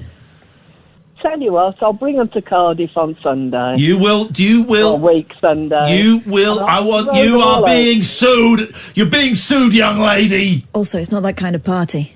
Young lady? Thank you very much. You're very welcome. Very welcome. I won that. I never lost a case. I've done 62 cases. I ain't never lost one. What about that one in Philly? I didn't lose that. The guy was a jerk. See, I'd be good at, like, writing dramas. Yeah. American dramas. Hey, I'm the best lawyer in town. Well, okay. All right. Hey, I'm your lawyer. I'm the best in town. What do you mean? You look like you're 25. I'm the best you can afford. Yes, man. These are great. Give me something, and I'll do it. Right, give me a doctor. Where am I? You're in a GP surgery. And who am I talking to? Ken. Now give me something to say. No, that's your job. Well, you can't help me. It's improvisation. Okay. So give me something to say. You've got to say that he's going to have to get to the back of the queue. I'm sorry, sir. You're a doctor. They don't talk like that. I'm an American doctor. Oh, okay, carry on. I'm sorry, sir. You're going to have to get to the back of the queue. Now give me another job. How did I know he was a doctor? That just sounded a lot like the other threatening voices. Give me a job. Traffic warden. And give me a location. The street. Well, you're so conventional. And who am I talking to? Gemma Collins. And what am I saying to her? She's going to have to get in the back of the queue. Hey, GC, I just put a ticket in your car. You're going to have to get to the back of the queue. I'm the best improviser around. No one improvises like me. Oh, my God. Ooh. This is Talk Radio. Late night, Iain Lee on Talk Radio. Don't understand David's tweet. Iain Lee displaying his masculinity because flipping Kath started to sniff the jennies of the new silverback in town, brackets me. I fight you any day and smash you are facing hashtag Fight Club. What is that about? That's grammatically incorrect. Just because I dropped him as a client from my roster of acts. Yeah, I did. Why? It was very difficult to get work for him. He's a very difficult man to work with. Very arrogant man. Oh, is he? Very arrogant man. I thought that was just his stage persona. No, very arrogant man. Was turning down a lot of good work that I got from him. Also, he owes me £250 agency fee. And if he pays that, I might consider working with him again. But also, he's keen to move away from the spooky stuff. That's his niche. I said, that's what you're famous for, son. Give the people what they want. I don't want to do spooky stuff anymore. If you don't mind, Kathleen. I don't want to do spooky stuff anymore. I want people to know me as an artist. I'm a comedian, I'm an artist, I'm a performer. So do the spooky. I don't want ghosts anymore. Ghosts give me the willies. I want to be right on with movie star. I want to make movies. I want to tour the world singing. I want to be a singer. He said he wanted to be a singer like Jason Manford. I said, get out of town. You can't sing. I want to make a record. I said, I'll do a novelty record with you. Don't do novelty record. I want to do classical music. I want to do classical rock, he said. I want to do classical rock like Queen and AC/DC, classic rock. I said, you're an idiot. So I'm not currently working with him. Oh, also he got charged with quite an unpleasant misdemeanour. 0344 499 1000 calls straight to air tonight. Line 1, you're on the wireless. They bottled it. Let's go to line 2. 2, you're on the wireless. Oh, my love, my darling, I've hungered for your touch a long, lonely time. This guy's great. And time goes by so slowly, and time can do so much. Oh, you still more. Oh, he slides up those notes, doesn't he? I need your love. It's a different number every time. Oh, yes, I need your love. Godspeed your love. Do me.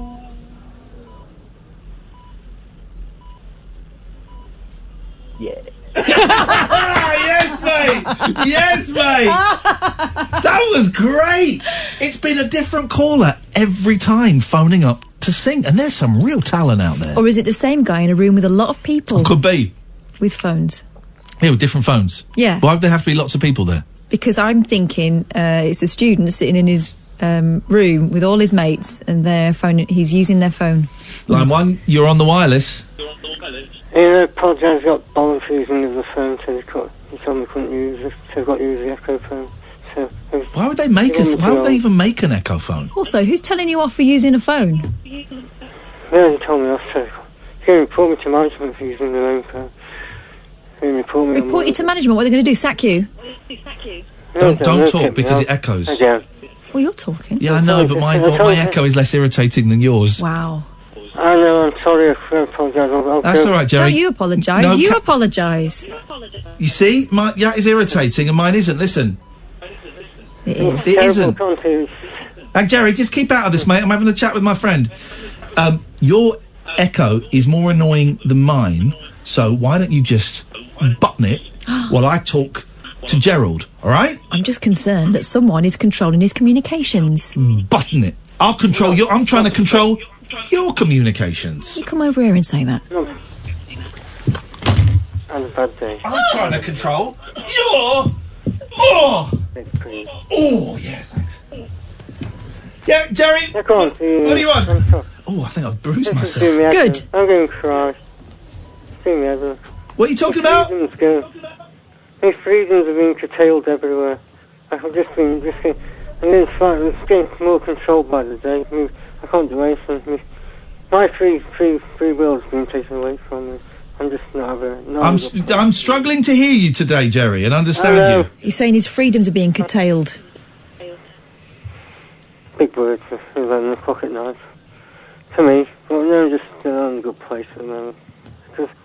I'm doing just like people on the straight jacket. That's what it feels like. No, I'm sorry you feel like that, man. I'll speak to you later. All right, mate. Take care.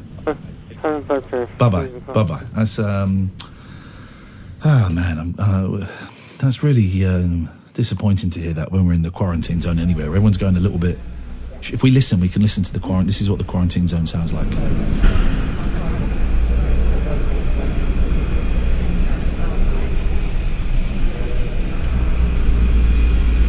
So this is what the quarantine zone sounds like, and it also sounds a little bit... You can just listen carefully. So we are actually in a hospital, so you can't... People going, I'm not really in a hospital. Well, we are actually. We're in the quarantine zone of a hospital, so you can get stuffed. And before people start to jump in, we are not in any way taking the mickey out of people that have got this thing. Oh, God, I have been behind their backs. I saw a fella that had it, and I was doing fake coughing behind his back. It's hilarious. Hello, line 2, you're on the wireless. Is that me? It might be. Hello? Well, it's Vic. I'm talking to Ian. You might be. Okay, I am. I can recognise your voice. I'm just getting on this influenza bit, this coronavirus. I sent you a tweet because this guy's written a book. He wrote it in 2005, so it's fairly recent, and it covers the recent influenza scares. But 1918, they had the Spanish flu, which there's any figure from 50 million to 75 million were killed. Yeah. But the various mutations, and it explains it really. The book's very big, but it's easy to follow. It explains the technicalities. I can read big books. I like big books, and I cannot lie. Big. I suggest if you want to, because coronaviruses are not just influenza, but it's a mutation of different influenza. It's not though, is it? But I don't want to read a book. That's fair enough. Yep. But one thing it pointed out was it was killing younger people rather than older people. And that was the paradox, if you will. But if you don't want to read it, why do I want to read a book about the coronavirus? Well, it's not the coronavirus. It's about the pandemic in 1918. And so, why would I want to read about a pandemic that happened 100 years ago? because it's still the same. But the coronavirus is killing older people, not younger people. No, well, the 1918 one was killing younger people eventually when it mutated. It was killing mainly very young children or people in the 1920s but it's not scratching their head on But that. it's nothing to do with influenza. It's not the flu. The only thing they have in common is that it attacks the respiratory system. Well, that's all influenzas. It's not influenza, though. You're conflating the two. Maybe I'll have to read the book again. Well, flipping it, man. Well, read the news, because we're talking about coronavirus, not influenza. Why are you talking about influenza and the coronavirus? I thought that was the same thing. No, they're not the same. Yes, Catherine drank from the Coke bowl that I licked out. Catherine drank from the Coke bowl that I licked out. God, Yes, yeah. man. Oh, Yes, man. I win. We basically French kiss there. Ugh. If you die in a car crash tonight and they swab your mouth, my DNA's going to be in there. So I win. I win, baby. I win, baby. Explain that in the hospital as your children are stood around the bed and you're on a life support machine. But why did Mummy have Ian's DNA in her mouth? Yes, I totally stitched you up, man. Totally stitched you up. You're going down, baby. Now, the way I can... Am I still on the... Oh, God. I forgot. The... Yes.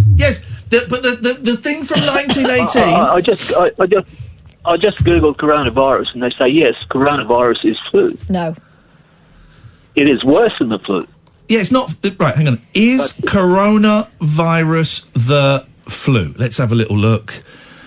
And No, Guardian it's not. Say, yes, it is worse than... No. The Guardian says, yes, it is worse than the flu. It doesn't say, yes, it is the flu. It says, yes, it is worse than the flu. Wow. It is not... It is not the flu. This is a viral pneumonia. Well, influenza kills most people. This is... No. But this isn't the flu. The virus can cause pneumonia. Right, hang on. It's not the flu. It's completely different. Forget the flu. Okay. But Maybe why are I you can saying that as though you don't believe us? Sorry? Okay. You say that as though you don't believe us. Well, it's a bit of a surprise to me because throughout the whole book... Here we go. Okay. The book is wrong. Let me read you. This is from a website. The book is about influenza. He mentions the SARS virus and all the rest of it. Let me read you this. Influenza, the flu, and COVID-19, the illness caused by the new coronavirus, are both infectious respiratory illnesses. Although the symptoms of COVID-19 and the flu can look similar, the two illnesses are caused by different viruses. Well, you live and learn. There we go. And we didn't need to read a big book about it. So we've learned. What am I saying? We have learned you. It doesn't feel right, but I'm going to go with it. We have learned you. We have taught you. Thank you. Thank you, Sam. We have taught you a lesson. Line 1, you're on the wireless. I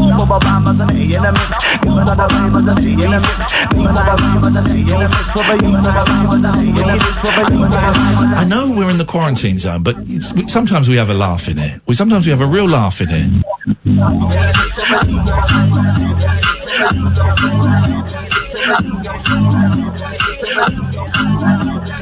But unfortunately, the only person that's got a boombox has got really crap tapes. Yeah, always the way.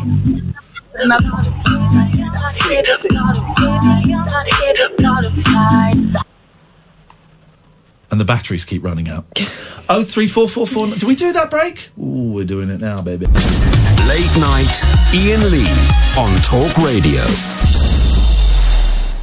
Well, I've just found a song. The song title is quite... Would you just indulge me for a second while we listen to just a little bit of this song? I just want to... The title intrigued me, and I just want to see exactly what's going on inside the song. There we go. Why? Adverts. Oh, I could probably do it on Spotify. Oh, well, it doesn't matter. Here we go.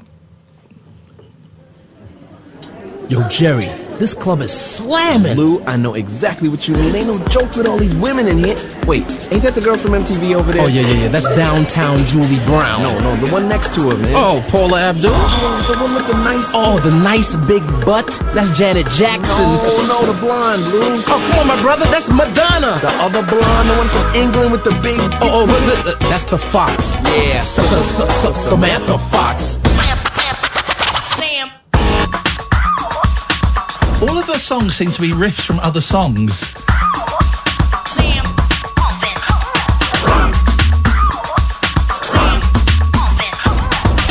This is the title.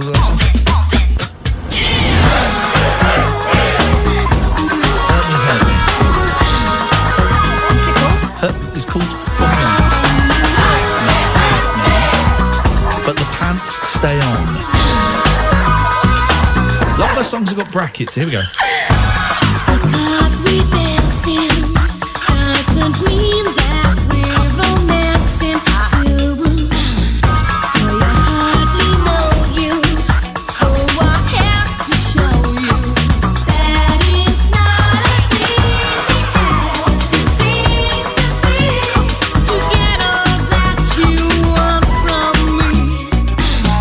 It takes more than one night. Wait till the time is right. Right now I wanna pump it, pump it, pump it.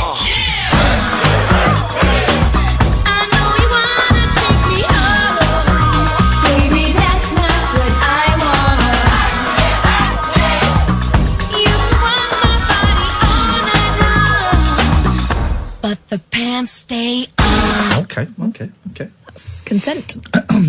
She was ahead of her time before consent was fashionable. She was. Just having a fine backside and being in the same club as all those stars does not mean the pants come off. I like Samantha Fox. I hope she's happy now. I know she had a rough hour. I know her partner died probably a few years ago now, actually. I heard she got married again. Did she get married again? Good for her. I think. Good for her. I like Sam Fox. Of course I like Sam Fox because I was a young man when she was a Page 3 model, so she was actually very important to my kind of sexuality and my growing up. There's no denying that. And she always seemed like a nice person. I don't think I've ever met her. I don't think I've done a show with Sam Fox. She always seemed like a nice person, and you know, the whole thing of being a pin-up for men. Then I don't really know what age she realised that maybe she wasn't straight, but you know, that whole thing, it's a whole thing. And then she married someone and they're in love, and I think were they on Wife Swap together? I think they were, yeah. And then I don't know, their partner died. Mm. Is she married? Well, I heard that from a friend of hers, so... Okay, we've just broken gossip. You heard it here first. Get Dan Wooten on the phone. It was something, there was a celebration. I don't know whether it was a marriage. Okay, but she's She's happy, I think. She is in love. That's all we want. That's all we want, Sam. If I may call you Sam, maybe I call you Samantha, I don't know. Miss Fox. And that's all we want for you, Sam, as well. So you may have thought the whole conversation was about him. Weirdo. 0344, we're in the quarantine zone. We will be here for another 2 weeks. 0344 499 1000 is the telephone number. Calls go straight to air tonight. You can find out about anything. We've had some nonsense. We've had some quite heavy stuff as well. I'm happy to talk about absolutely anything, really. I'm feeling very tired after tonight's drama. Got a bit of a headache. I'm feeling a little bit worn out, really. Hello, line 1. You're on the wireless. I might be able to save you a bit of money, Ian, on Netflix. Oh. Right. Are you about to tell me Sky? something legal? Yeah. Do you have Sky? No. Oh, you don't? Oh, never mind. Then if you subscribe, if you add the Netflix package on your Sky package, you get it £5 cheaper. Oh, so hang on. So I could say, so Netflix now is a tenner. I could get it for a £5, but I'd have to spend what, £30 on Sky. So I would be saving £5 by costing me £25 more.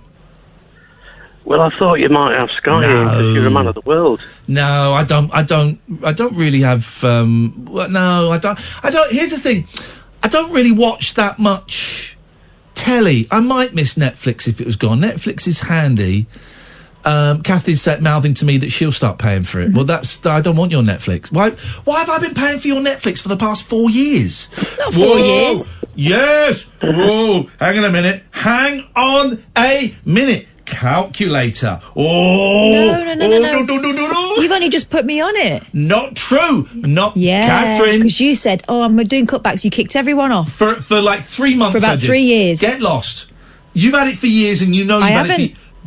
You... Right. Except I haven't. So, 12 times 4... Wow.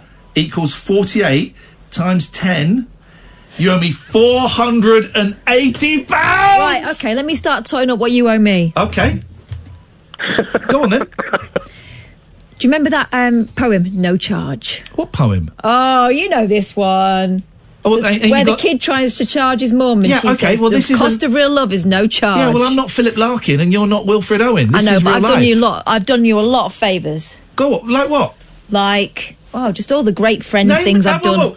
Start subtracting from this 480 or the bailiffs are going to come round. Start subtracting from this 480. Do you really want to go here? Yeah. All right, when I took you to your first NA meeting after you relapsed. Oh, God, I'm sorry. £2,000! Oh, I'm sorry. I forgot that we were charging for, like, saving a friend's life. I didn't realise that was a price. Well, I didn't realise you were charging for my pleasure.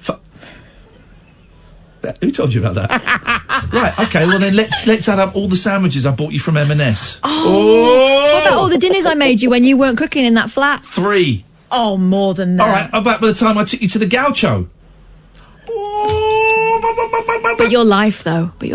Yeah, which I hate my life. I'm miserable. Does that mean I owe you more? You owe me money. Ah, man, I lost my temper tonight, Alistair. Well, I heard the story. Oh, mate. Well, mate, and the shame. I'm giving you a virtual hug. Thank you, brother. It's still very emotionally troubling when that sort of thing happens. So ashamed. I've never been in the back of a cop car before, ever. I'm so ashamed. I'm so ashamed and embarrassed by it. I could have given you some tips. I was going to kick him in the goodies. No, it's just I feel bad for the way I mean, that guy was very rude to me, but I feel bad about about how I spoke to him. I feel bad about how I spoke to that concerned citizen who, you know, he was a pain. Okay, but he was trying to help. He was trying to help, and he'd seen one side, and he thought he'd seen everything. So he was, but he'd only seen one side, and it's just that's not. I'm 46. It's the first time, Alistair, I've had a policeman say, "Would you come and sit in the car with us, please, sir?" Oh, God, I felt awful. Well, it's off your bucket list, though, isn't it? It is.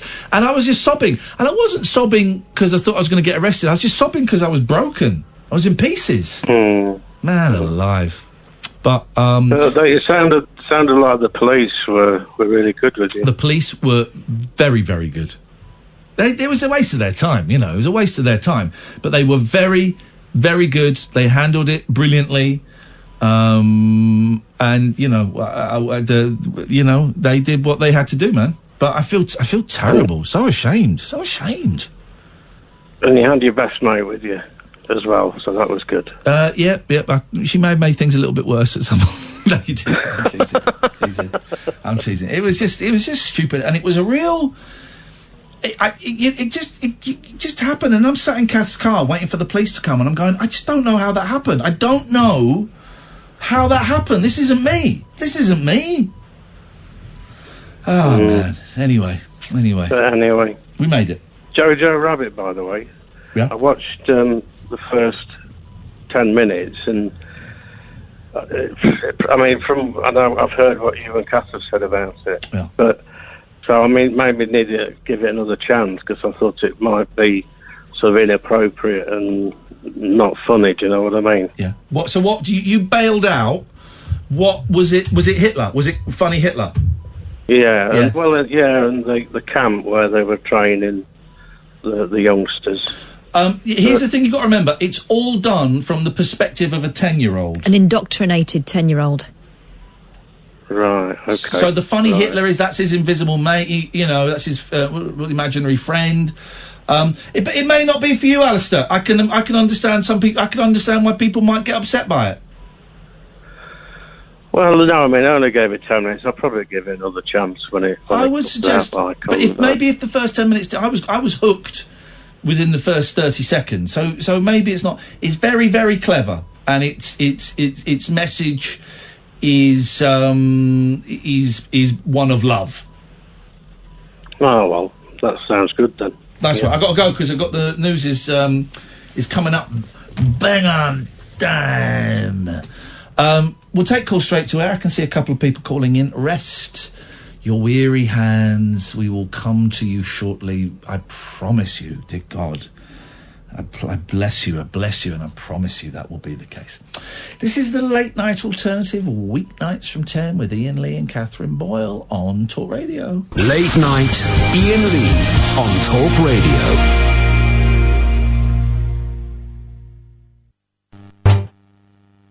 Hang on a minute, I ballsed it up. I was listening to the evolution of the bass lines by the Beatles, and I was doing that during the news, so I had the headphones out so I could listen to it, and then I wanted to play this, and I had the headphone thing. Anyway, it's in now, here we go.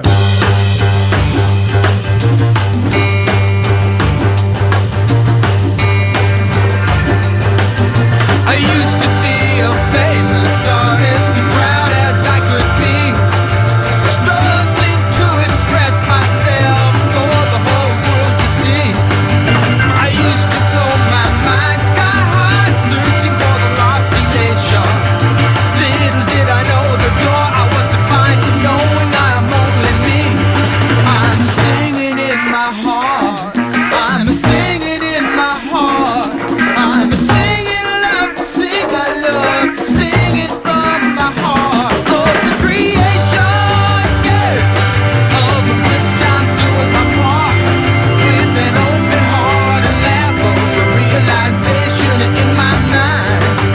And now I'm but a child who art erect in humility, serving out of love for everyone I meet in truth, who I really mean.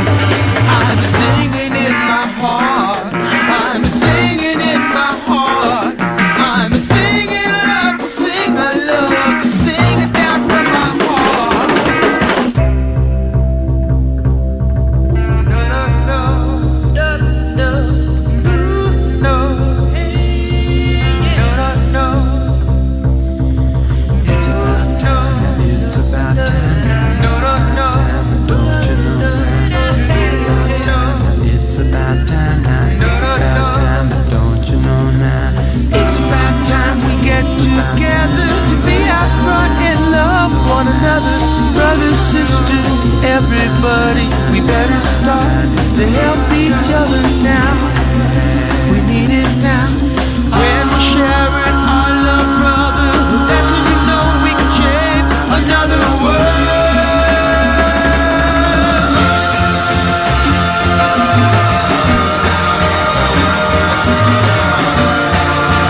It's on weird mono thing, so you're missing the blazing guitar solo, so I'll do it for you.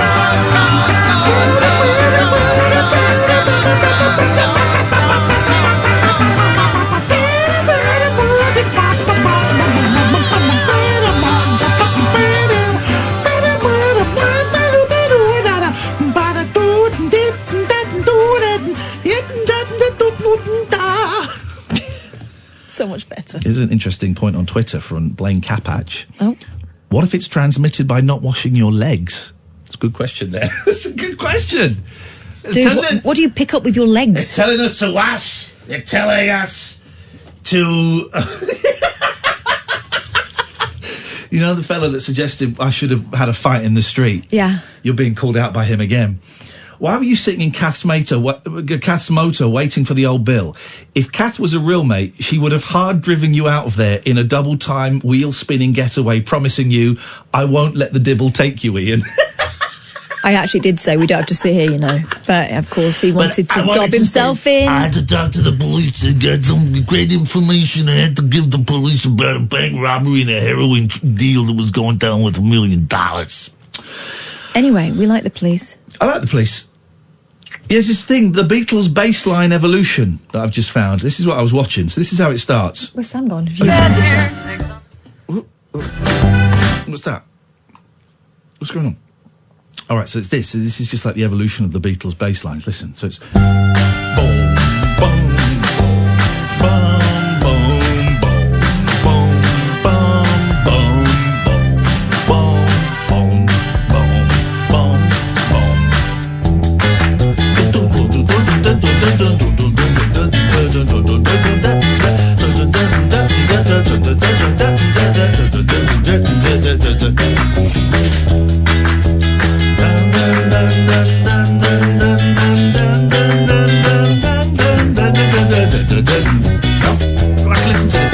I listen to all the time.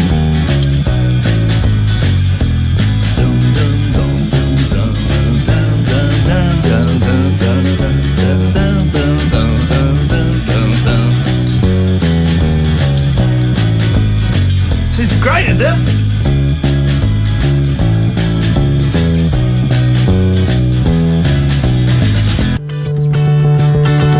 Listen to this. Same. It's not. This is very similar.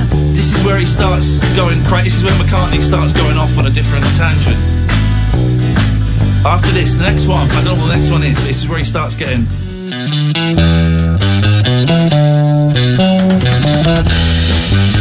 There was once in my life I used to be able to play this on the bass. It's very satisfying. Satisfying. I used to play it higher. Oh! Come on, that was good, man! Bow down, down, down. Hang on, go.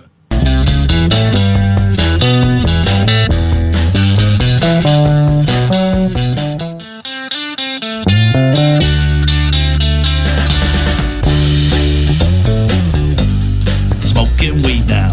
The Beatles smoking weed now. Playing bass with weed now. Smoking reefer weed now. Getting high on drugs. The Beatles getting so high on drugs. There we go. Let's jump forward a little bit. The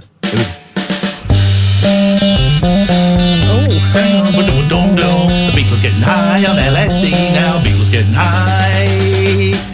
Beatles getting high on LSD now. Put the weed down. Let's get tripping on LSD now.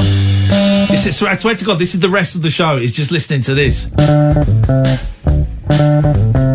Okay. 0344 499 1000 is the telephone number. Call straight to air. Let's go to line 2. You're on the wireless. Hi, Ian. Hi, Kath. Guten Tag. Guten Tag. Sorry, I've lost my voice at the moment. So bear with me. Shameful behaviour. What did you do to lose your voice? I've got a cold. I've had it for over a week now. It isn't, is my voice just... It isn't, is it? It's not the... No, it's not. Thank God. Okay, because I would have had to cut you off here because we're out of the quarantine zone and we're now in the Aztec zone. Yeah. Thank you, Pete, for that gag, by the way. Sorry? That's right. I was joshing. Go on. What have you got for us? I don't... For people like me who just got a common cold... Yeah. Because it's the time of year that most people do get ill. Between November and February is very common. And my husband, he was like, "Oh, come to the shop. What? The fresh air might help you." What? And I'm like, "No, I'll stay at home. I'm fine." But he's like, "Oh, come on, just come to the shop." So anyway, I went. And the look of just pure disgust that I get from people for having a cough. And the wide berth that I get. Oh, and I'm like, I've just got a cold. Milk it, And baby. Were you coughing on the carrots? No, I wasn't. Milk it. If people are giving you a wide berth because they think you got the old CV, milk it. What? In what way? Yeah, people are giving... Use the space they're giving you. If there's a long queue in front of you, just start coughing and sneezing. They'll soon move out of the way. That's true. Very true. But also, your husband sounds like a right scumbag. Come on. Let's go and infect everyone else. Let's go out shopping. I know you don't feel well and you want to stay at home and you want to watch Netflix. Tough. Come shopping with me. You'll feel better. I don't like this guy. He doesn't like going to the shop on his own. Well, make him go to the shop on his own. You're poorly. So is he. Yeah, he should be looking after you, Bobby. He should be looking after you. I know, right? You deserve better than that. Do I? Yes, you do. My God, yes, you do. Okay, I'll let him know when he gets home. Yeah, but don't let him know that I said it. Where's he gone? Somewhere on his own? Yeah, he's at work. Yeah, that's what he says. That's what he says. But suspicious. I'm very, very suspicious of this piece of trash. My suggestion to you, young lady, is when he gets back, dump him. Well, Do it. I've thought about it. Wait till you get better and then dump him. No, dump him now because that voice sounds hot, right? It doesn't even matter what she looks like. That voice sounds hot. She could get another guy just like that with that voice. She could clean up. She could totally clean up with that voice. Could I though? Because people might just think I'm gonna kill him with. Yeah. Well, they'll either think you're hot or riddled with disease. Yeah, that's not like very contrast those two. Catherine, stop biting your fingernail. No, it's broken and I need to straighten it out. No, don't bite your fingernail. None of your business. It is actually. My body, my choice. Yeah, exactly, but it's not your choice. Yes, it is. I have to look at that fingernail. You just licked my Coke bottle. Yes. So you are not allowed to have an opinion on my fingernails. Oh, that's how it works, is it? Yes. Bobby, I'll swap her for your... No, I'll swap you for her and she can have your scumbag old man. He'd probably be happy with that. There we go, Bobby. He's gone. Well, losers. Losers of the world unite, is what I say. Line 4, you're on the wireless. Hi, this is Chris from the band Coldplay. Hit music. On Capital. 'Cause you're a sky. Lovely, okay, thank you. Oh, we just lost... Let's wait for line 1 to come back. There They it goes. handing out lollies for plugs these days. Or Line 1, you're on the wireless. Echo, shishy nonsense. I've got a couple of things, if you don't mind. Get to the point. Get to the point, big boy. You've tried to guilt trip me, haven't you? You've laid a cunning plan. Go on. I told you... Echo, stop. I told you I have never finished the game. Echo. Get to the point, please, caller. And so I told you I'm the same age as you and I've never finished a game. So what did you do? You sneakily put up on Twitch so I'd see it. You playing your stream that said the best Twitch stream download stream 2020 award goes to Iain Lee. In the background, you're downloading Wreckfest, and that reminded me. I finished Wreckfest. I feel guilty now. Well, you can't finish. You can't. Wreckfest is a driving game, which I'm excellent at. I've only just started it. But I'm excellent at it. You can't really finish it. It's infinite. It doesn't have a. It doesn't have a point where it goes. Well done. You finished. So you're a liar. Oh, the single player. You're a liar. Once you've done all 5 tiers, but online it isn't. So you're well exactly. There's more to play. This guy is a liar. Why have we got a liar on the phone tonight? I think you both need to look at your measures of success. Seriously. Why have we got a liar? This is a good accent. It started off with Schwarzenegger and then it became a Frenchman. Why have we got a liar on the phone tonight? I would like this guy to know that I think he is a piece of trash and I do not want to talk to him anymore. Catherine, you finish the phone call with this loser. Don't bring me into this. That's not a bad voice, is it, Danny? Yes. I wonder if you could get Ian to do me a favour. One of my neighbours walked past my house today and he gave me a Paddington Bear style hard stare. I wonder if he can pop round and sort him out for me. How much does he want? Why am I intervening? I'm not, because you were... you're obviously the one in charge there. I am not a violent man, Danny. I don't know what you've heard. I don't know what stories you've heard, what lies you've heard. I read it on the Daily Star that you were chucking nunchucks at children. Well, that is actually true, but that was... If he'd meant it, he'd have hit them. I was carrying a box of nunchucks outside a primary school and I slipped on some dog fecal matter. That's all that happened. That's all that happened. Dirty dogs. Danny, thank you. Dirty Dogs. Which is the name of the band I was in, the punk band I was in 1975. Hello, line 3. You're on the wireless. Oh, hi there, Ian. Hello. Hello. Just giving you a call. You talk quite a lot tonight. So your phone signal is breaking up. We're missing a lot of words. So sorry. You're talking about the Beatles tonight? About the Beatles? Always talking about the Beatles. Yeah, I love them.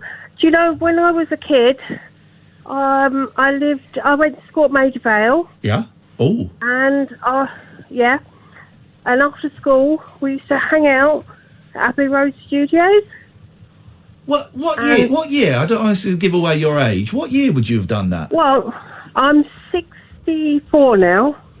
All right. Will you still need me? Will you still feed me? Were you one of the Apple Scruffs then? No. Oh, okay. No, I was probably about 13 or 12. Yes. And after school, I went to Maida Vale High School. Yeah. And after school, I think they were recording the White Album, I think. Wow. And, yeah, used to hang outside Abbey Road, and they'd come out, the four of them, and guess what? Do you know what? I had their autographs. No. I know, I had... And I bet did your dad clear it all out? Yeah, it's all gone. Of course, yeah. You've got something signed by all four Beatles. Pays the mortgage off. Because it was silly girl stuff. Yeah. Do you know what? I had the Magical Mystery Tour. Yeah. And I had each one of them in each corner in red felt tip. No. Yeah. That would pay the mortgage off and buy you a nice holiday now. Flipping heck, mate. Yeah. Wow. Yeah, just thought I'd reminisce. Oh, so how many times did you see them then? Well, in my memory, it was every evening after school. I love it. I'm so jealous. We also used to hang out 7 Cavendish Avenue, which was Paul McCartney's house place, at the time. Yeah. Yeah, but we did never see them then. Right. But outside Abbey Road, they'd come, and the four of them were the nicest people. They never took advantage of... I mean, probably I was 12 or 13 and there was like a whole bunch of us. Yeah. Not one of them would ever take advantage of us. Do you know what I mean? Yeah, I bet that, yeah. Who was the nicest to you? Well, I loved Paul. Right. And Paul in 1968 was a beautiful, beautiful man as well. Oh my God! Wasn't he? Yes. He got rid of the tash.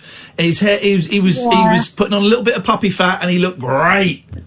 Oh my God, he was lovely. They were all so lovely, and they would so generously, talk to us and give us their autographs. It was so nice. Oh wow! Have you got any of that stuff left, or is it all gone? Nothing. It's all gone. But the memories. I know. I've got the memories, and I tell my grandchildren, and they go, "What?" Yeah. Oh, I'm honestly, I could stories from people that met the Beatles in the 60s. Oh man, I could listen to it all night. I love it. I absolutely love it. Oh. What was your name? Donna. Donna, so nice to talk to you. Thank you so much for that. I really appreciate it. Oh no, that's lovely. I listen to you as often as I can, and I want to come and see you when you were up in Putney, weren't you? We were in Putney before Christmas, yeah. Yeah, and my son was living in Putney, and I said, let's go and see Iain Lee. And he said, he had something else on, a Christmas do or something, so we couldn't go. But, I'll come up and meet you one time. We'll get another show booked in for Putney at some point. It'd be nice to meet you, Donna. Yeah, we're going to go back there because it was such a great it's place. A nice venue. It's a nice venue. Was it? Yeah, it's great. You'll like it. Yeah, I love listening to you.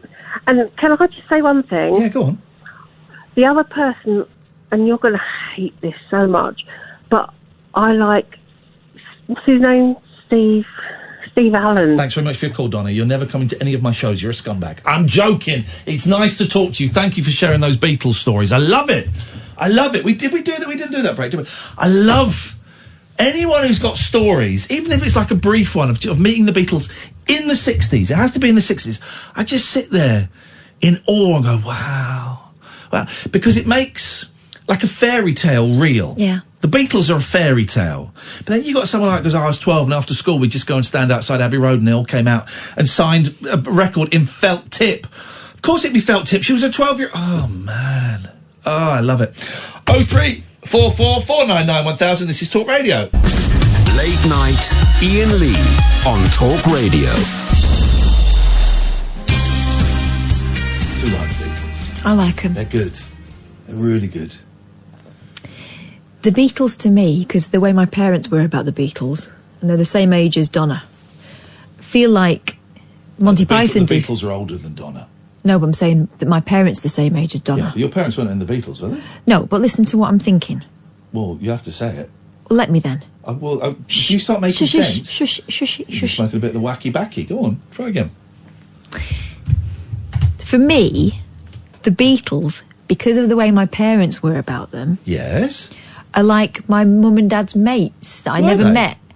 I like them. Which ones? Trev and Jean. Can I meet Trev and Jean? Yeah, you'd love them. Just get Trev and Jean on the show now. Phone them up. Oh, they'll be in bed now. Okay, but so Trev and Jean were in the Beatles. No, that's not what I said. Confused with this. But they feel like physically you touch them and it feels like Paul McCartney and Ringo Starr's. it feels like the Beatles. Good song. That's not Do the Beatles. you know what I'd though. really like? That's not the Beatles. Feels To like be heaven. able to Don't know who sang that. express myself. Who sang that song?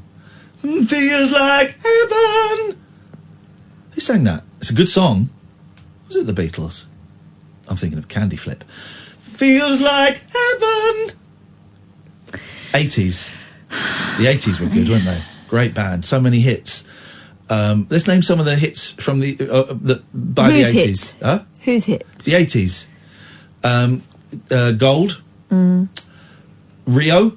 Yeah. Prince Charming. Yeah. The 80s had so many hits. At least 3. Enola Gay. Oh, we don't. That's not fair, mate. It's not fair. Enola did not want to be outed, but the 80s outed her as a gay. So your parents didn't like the Beatles then? My parents really loved the Beatles. That's a shame. What? They were so good. Why would they not like them? Is this on? What's going on? Are you okay? Did your parents have sex with the Beatles? Yes or no? It's a very simple question. What day is it to you, Ian? They had sex to the Beatles. What does this say? They had sex with 2 of the Beatles. What are you talking about? Your dad had sex with 2 of the Beatles? Are we in the same room? Wow. That is a revelation. And I don't think I believe you. Although John Lennon, as we know, quite likely had some form of relationship with Brian Epstein. So him having some form of relationship with your dad is not strictly off the cards. It would be, age-wise, yeah, it would. Okay. But I think the others were pretty straight. Although if you shove enough bugle up your bugle, enough marching powder up your nose, anything goes. Anything goes. That's from Me and My Girl, which was not the Beatles. How did we get here? I was... I know how I got here. Yeah. Here comes the sun. Exactly. 03444991000. Thanks for that, Kath. Little diversion there. What have you got? You must have a story for us. Yeah. Mysterious stench in Pennsylvania. That was my nickname at school.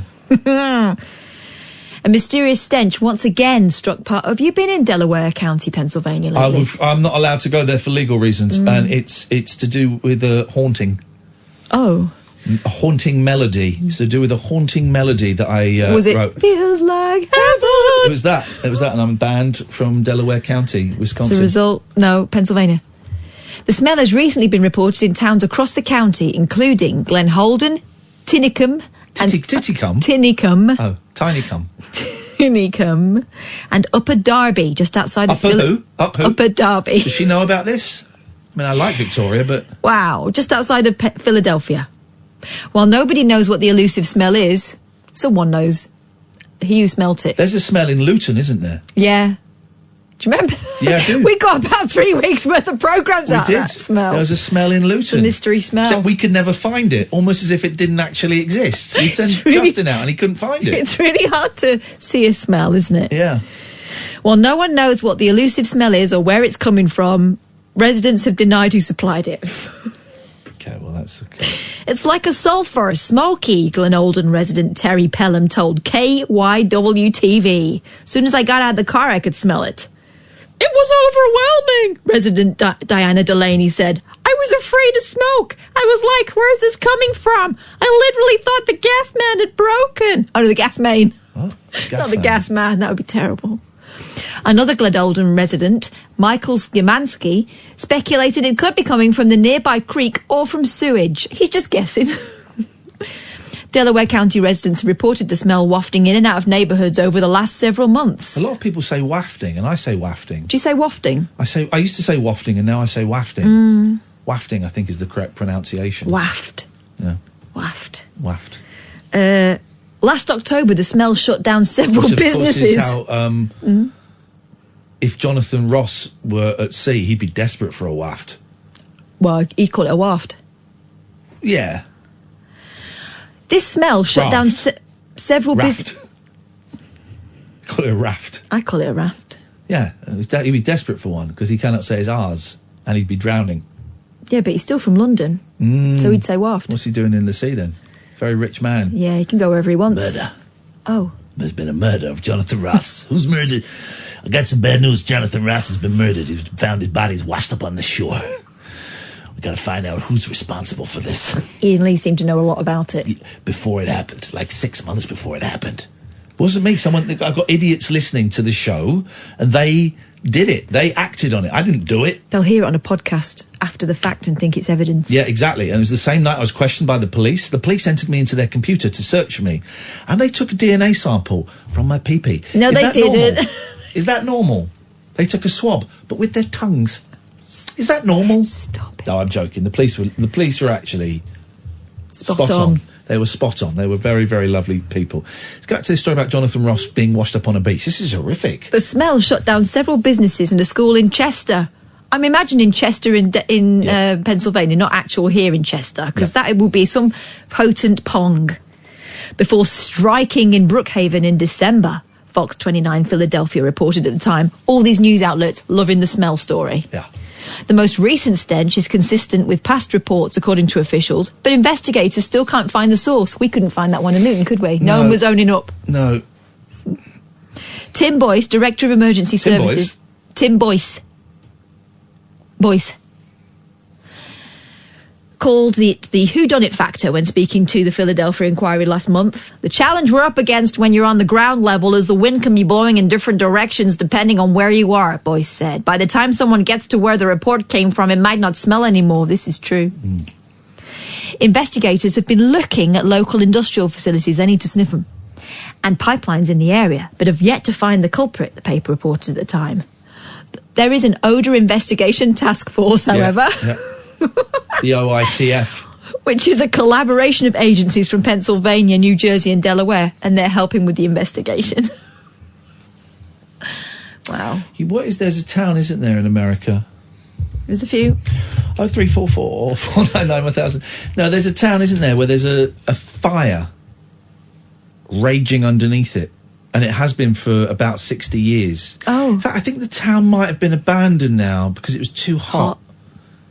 It's true. There was, it's like a coal mine, an abandoned coal mine under this town. And it's ablaze. And it's on fire. And they can't put it out. But maybe the town is still there. I can't remember. I remember watching a programme about it. Go on. Centralia, are you talking about, in Pennsylvania? That'd be it, yeah. No, that's the place where kids can go and, do grown-up jobs for a day, isn't it? Kidzania. Sorry.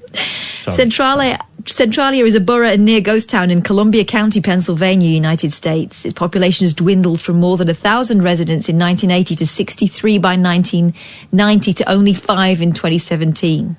A result of the coal mine fire, which has been burning beneath the borough since 1962. Yeah. Wow. That's crazy. Those 5 people really are clinging on. They're like that guy who refused to sell his farm when they were building the motorway. But why would you move? Because it's a fire underneath your house. But it's safe. Is it, though? Why do they not just flood it? I mean, is that really dumb? You just get like a big flood the hose. mine shaft. You get a big hose that fills the door, and then you just pump water. But then wouldn't the whole thing collapse? No, water would keep it up. Water would support it. But if it's burning coal, well, that will then collapse. It would crumble. Yeah. And then wet coal would sink into itself. So exactly, so you've got to put the fire out. All right, foam. That foam that solidifies. Okay. But then... Because then it will support everything. That essentially, though, is pollution, though, isn't it? What? Putting foam under the ground. The whole thing's on fire! Think of the carbon footprint. What? The carbon footprint. Really run out of steam, haven't we, guys? Really. Calls have dried up. We've had George ringing for the last 20 minutes. I've been ignoring it. It was written that way. Yeah, it was written that way. That's why That's a weird philosophy, though, isn't it? That whatever I say is not out of my control. It's a cop-out. Yeah. Although there are some psychologists that believe that to be the case. Speak to Will Storr about that. There are some that think we do not have free will. That everything we are controlled by another force. But changing your mind could be part of the plan. But you can't change your mind. You think you've changed your mind after. Yeah. So something has happened, and you go, "Oh yeah, I decided to do A over B because." Oh yeah, you tell retrospective. yourself a story about why you did a certain Yeah. thing. But what I'm talking about is there with George. He just goes with the flow all the time because he thinks everything is out of his control. But what if changing that was part of the plan? If everything is out of our control, we cannot grow as human beings. We cannot develop, we cannot live. What's going on there? What's all this? Yeah, we cannot change. No. But also we have no responsibility for our impact on other people's lives. I wonder what line 1 has to say about this. Hello, line 1. Oh, they bottled it. They bottled it. What was going on with line 1 there?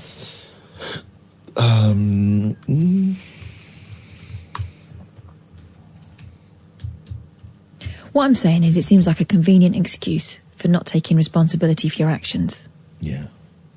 What's this? This could be good. This could be good.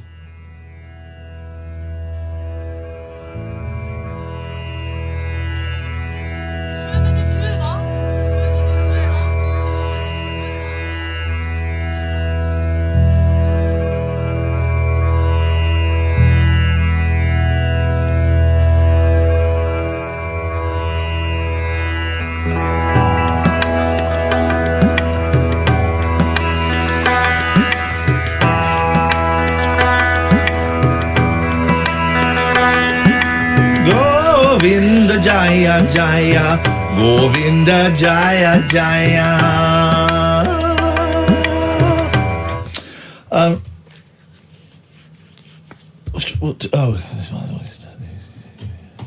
Yeah, hello, line 1. Hello, it's only me. It's sweet bit of Beatles synchronicity. I lost your programme for half an hour. I got a call from an old friend of mine. He lives in America nowadays, and he used to supply cocaine and dope to Ringo and George Harrison. He used to supply drugs to Ringo and George? Yeah. Beautiful. And I came back to your programme and you were talking about the Beatles and drugs. It was just really so... Maybe so there is something in this nonsense. Nah. How do you mean nah? NaH. Here's the thing. When you take drugs, as I have done, particularly weed or the psychedelics, not so much the... not so much the cocaines. The weed and the psychedelics and the ecstasies... you notice coincidences everywhere, but that doesn't mean that they're any more spiritual or that they're happening more often. Just your brain is a bit more programmed to join the dots. Well, again, I don't believe in coincidence. No, of course not. Of course not. And it takes me back to the only time I lied on the radio, the only time I've told a lie. Go on. Now we're talking. Sorry? Now we're talking. Go on. In all the years that I've been speaking on radio, was talking to Mike Dickin, and they were talking about aliens and what have you, and I made out that I was in communication with alien intelligence. Oh, you've told us this. Yeah, and I say it's the only time I've lied. Okay, thank you very much indeed. That's something. If you missed that, you can hear that on BBC London in about an hour. Yeah. Line 2, you're on the wireless. Hello, Ian. Hello, Kath. Hello. Hello, can you hear me? Unfortunately. Oh, what, you can hear me or you can't? Pardon? Can you hear me? Unfortunately. You're playing about. Oh, you're an ass. Hello. Hello? Oh, really? Don't do that. We're saying hello. You said hello. You said hello and I said hello back. You were making me think that you couldn't hear me. Pardon? What do you want, for crying out loud? No, I don't even know what I phoned you up about. Well, when you remember, call us back and speak more clearly. And stop shouting. This is Talk Radio. Late night, Iain Lee on Talk Radio.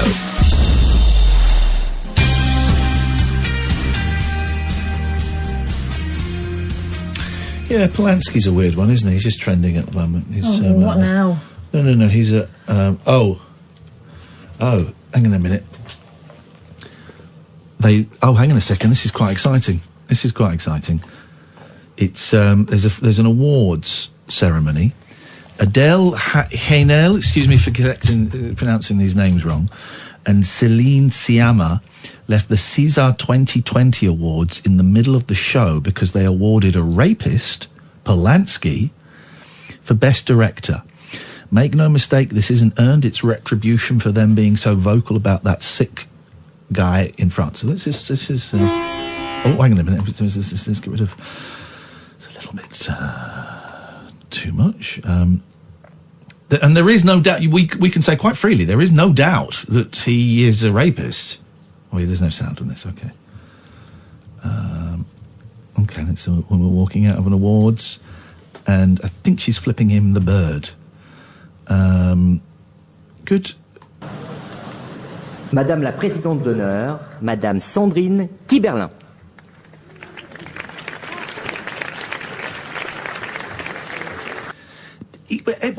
Where He's are up for we? 12 awards there for that new film, J'accuse. Here's the thing. He's won it. He's won Best Director at France's Oscars. He said he wasn't going to go, though, didn't he? I don't think he's I don't know. I don't know anything about it. He is a great director. Made some great films. Made some turkeys, made some great films.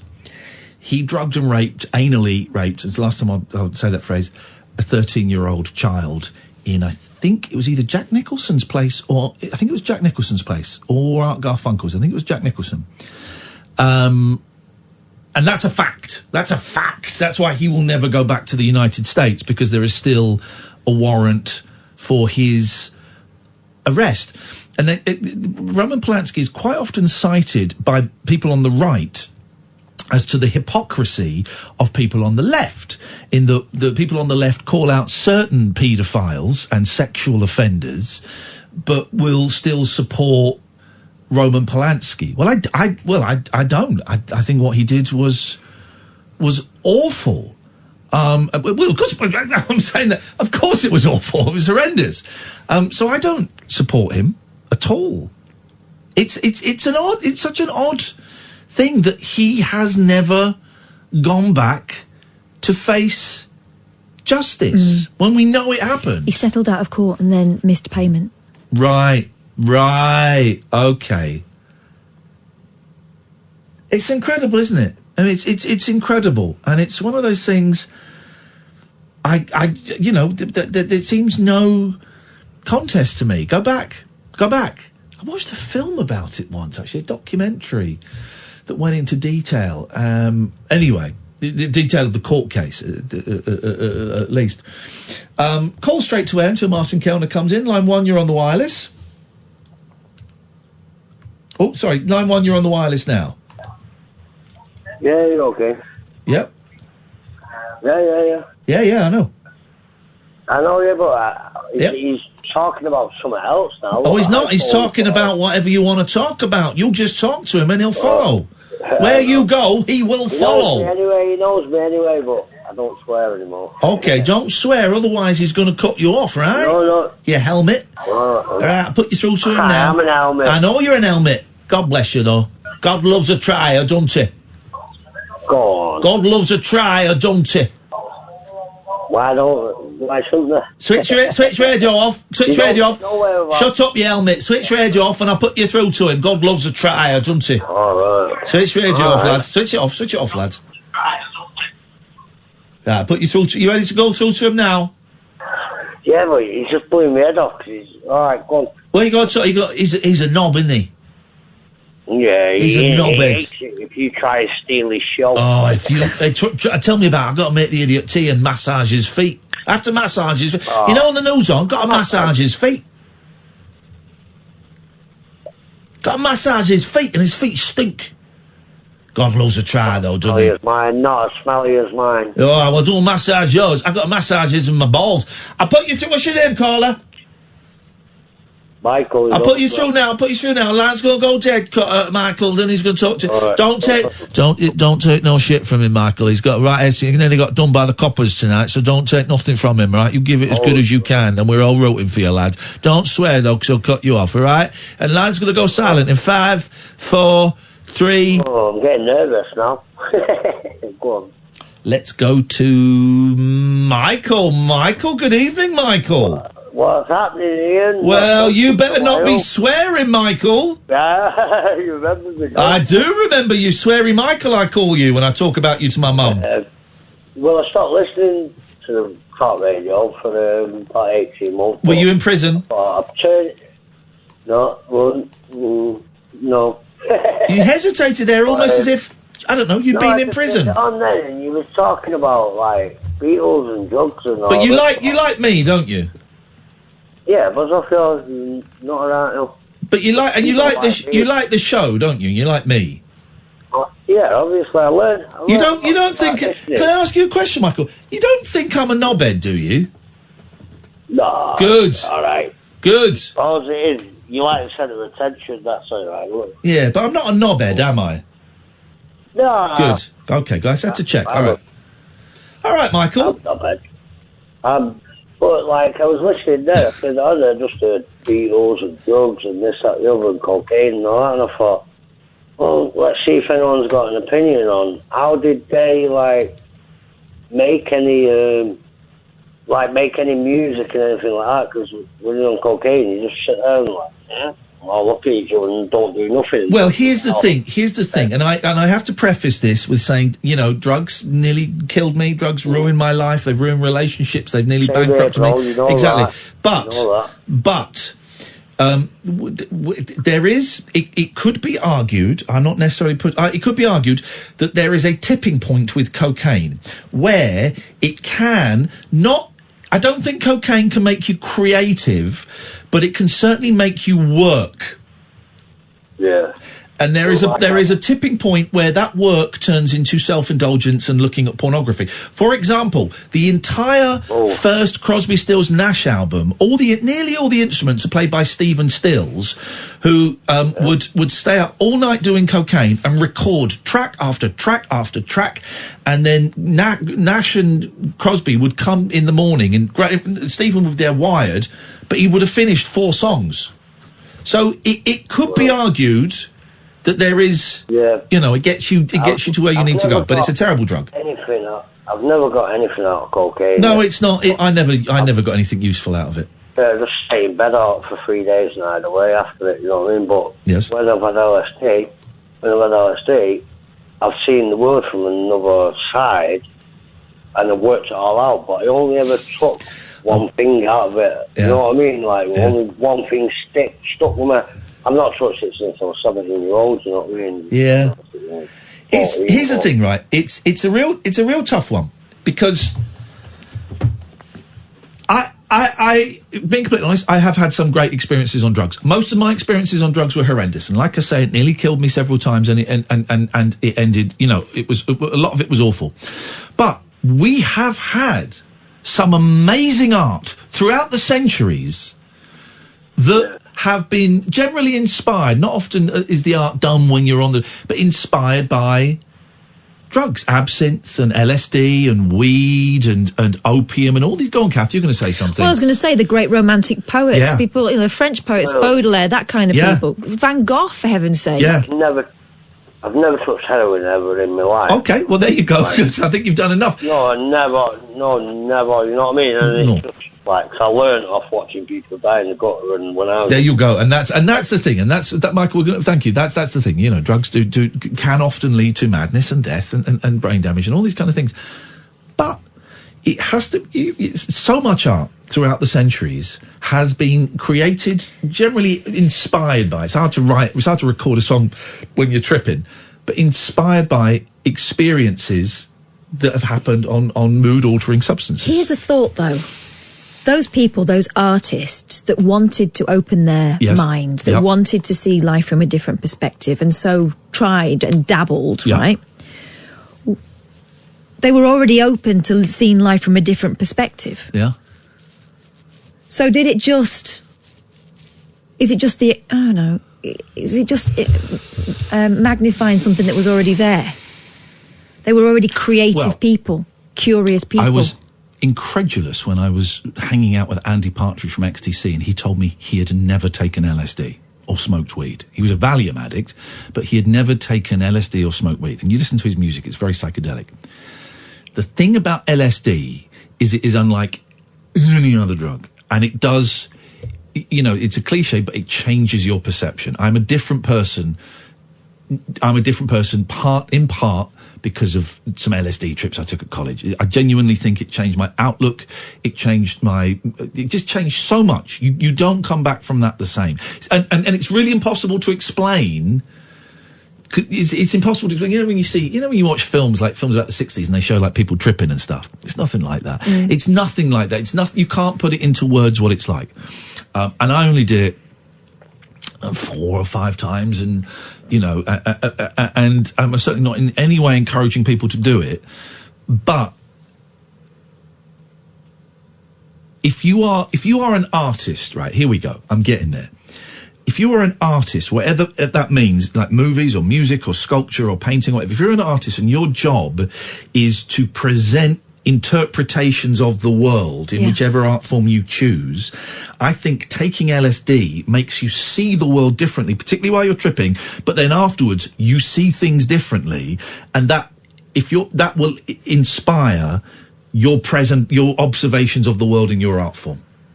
I think. Does that make some sort of sense? Yeah. Or is that trippy bollocks? I don't know. It might be trippy bollocks, because the thing is, if you're already that way inclined, then you're looking for difference. You're looking to... But I cannot express enough how different LSD is. You do coke, you're wired, and that's it. Well, this is it, right? So cocaine, we talk about rumours. Yeah. Would it have been a better album if they were all on something else? Because coke's not massively helpful, is it? Not really. Apart from, as you say, for productivity to a certain extent. If you get that balance right, you can. But coke is very much everything is realer. Everything is realer and more solid, and I'm focused, and I'm there, and I'm there, and I'm, it's about, weed is a relaxant. Ecstasy, is you just feel good and you feel full of love. There's a little visual, but I feel good and I feel full of love. But LSD... the music wasn't that good, though, was it? Oh, the music was shit, but you think it's great. But LSD, everything is different. And I cannot put into words how different everything is. The fact that I'm waving my arms like this, you could then go, wow, that feels amazing. And I know it sounds stupid, but you could then spend an hour just waving your arm going, whoa. And then you think, my God, I just spent an hour waving my arms. That's stupid. I cannot put into words how different everything is. Nothing is the same. And you come back slightly changed. Or you don't come back. Like, it's not completely risk-free. You look at someone like Sid Barrett or Peter Green. Oh, there's plenty of disco damage out there, isn't there?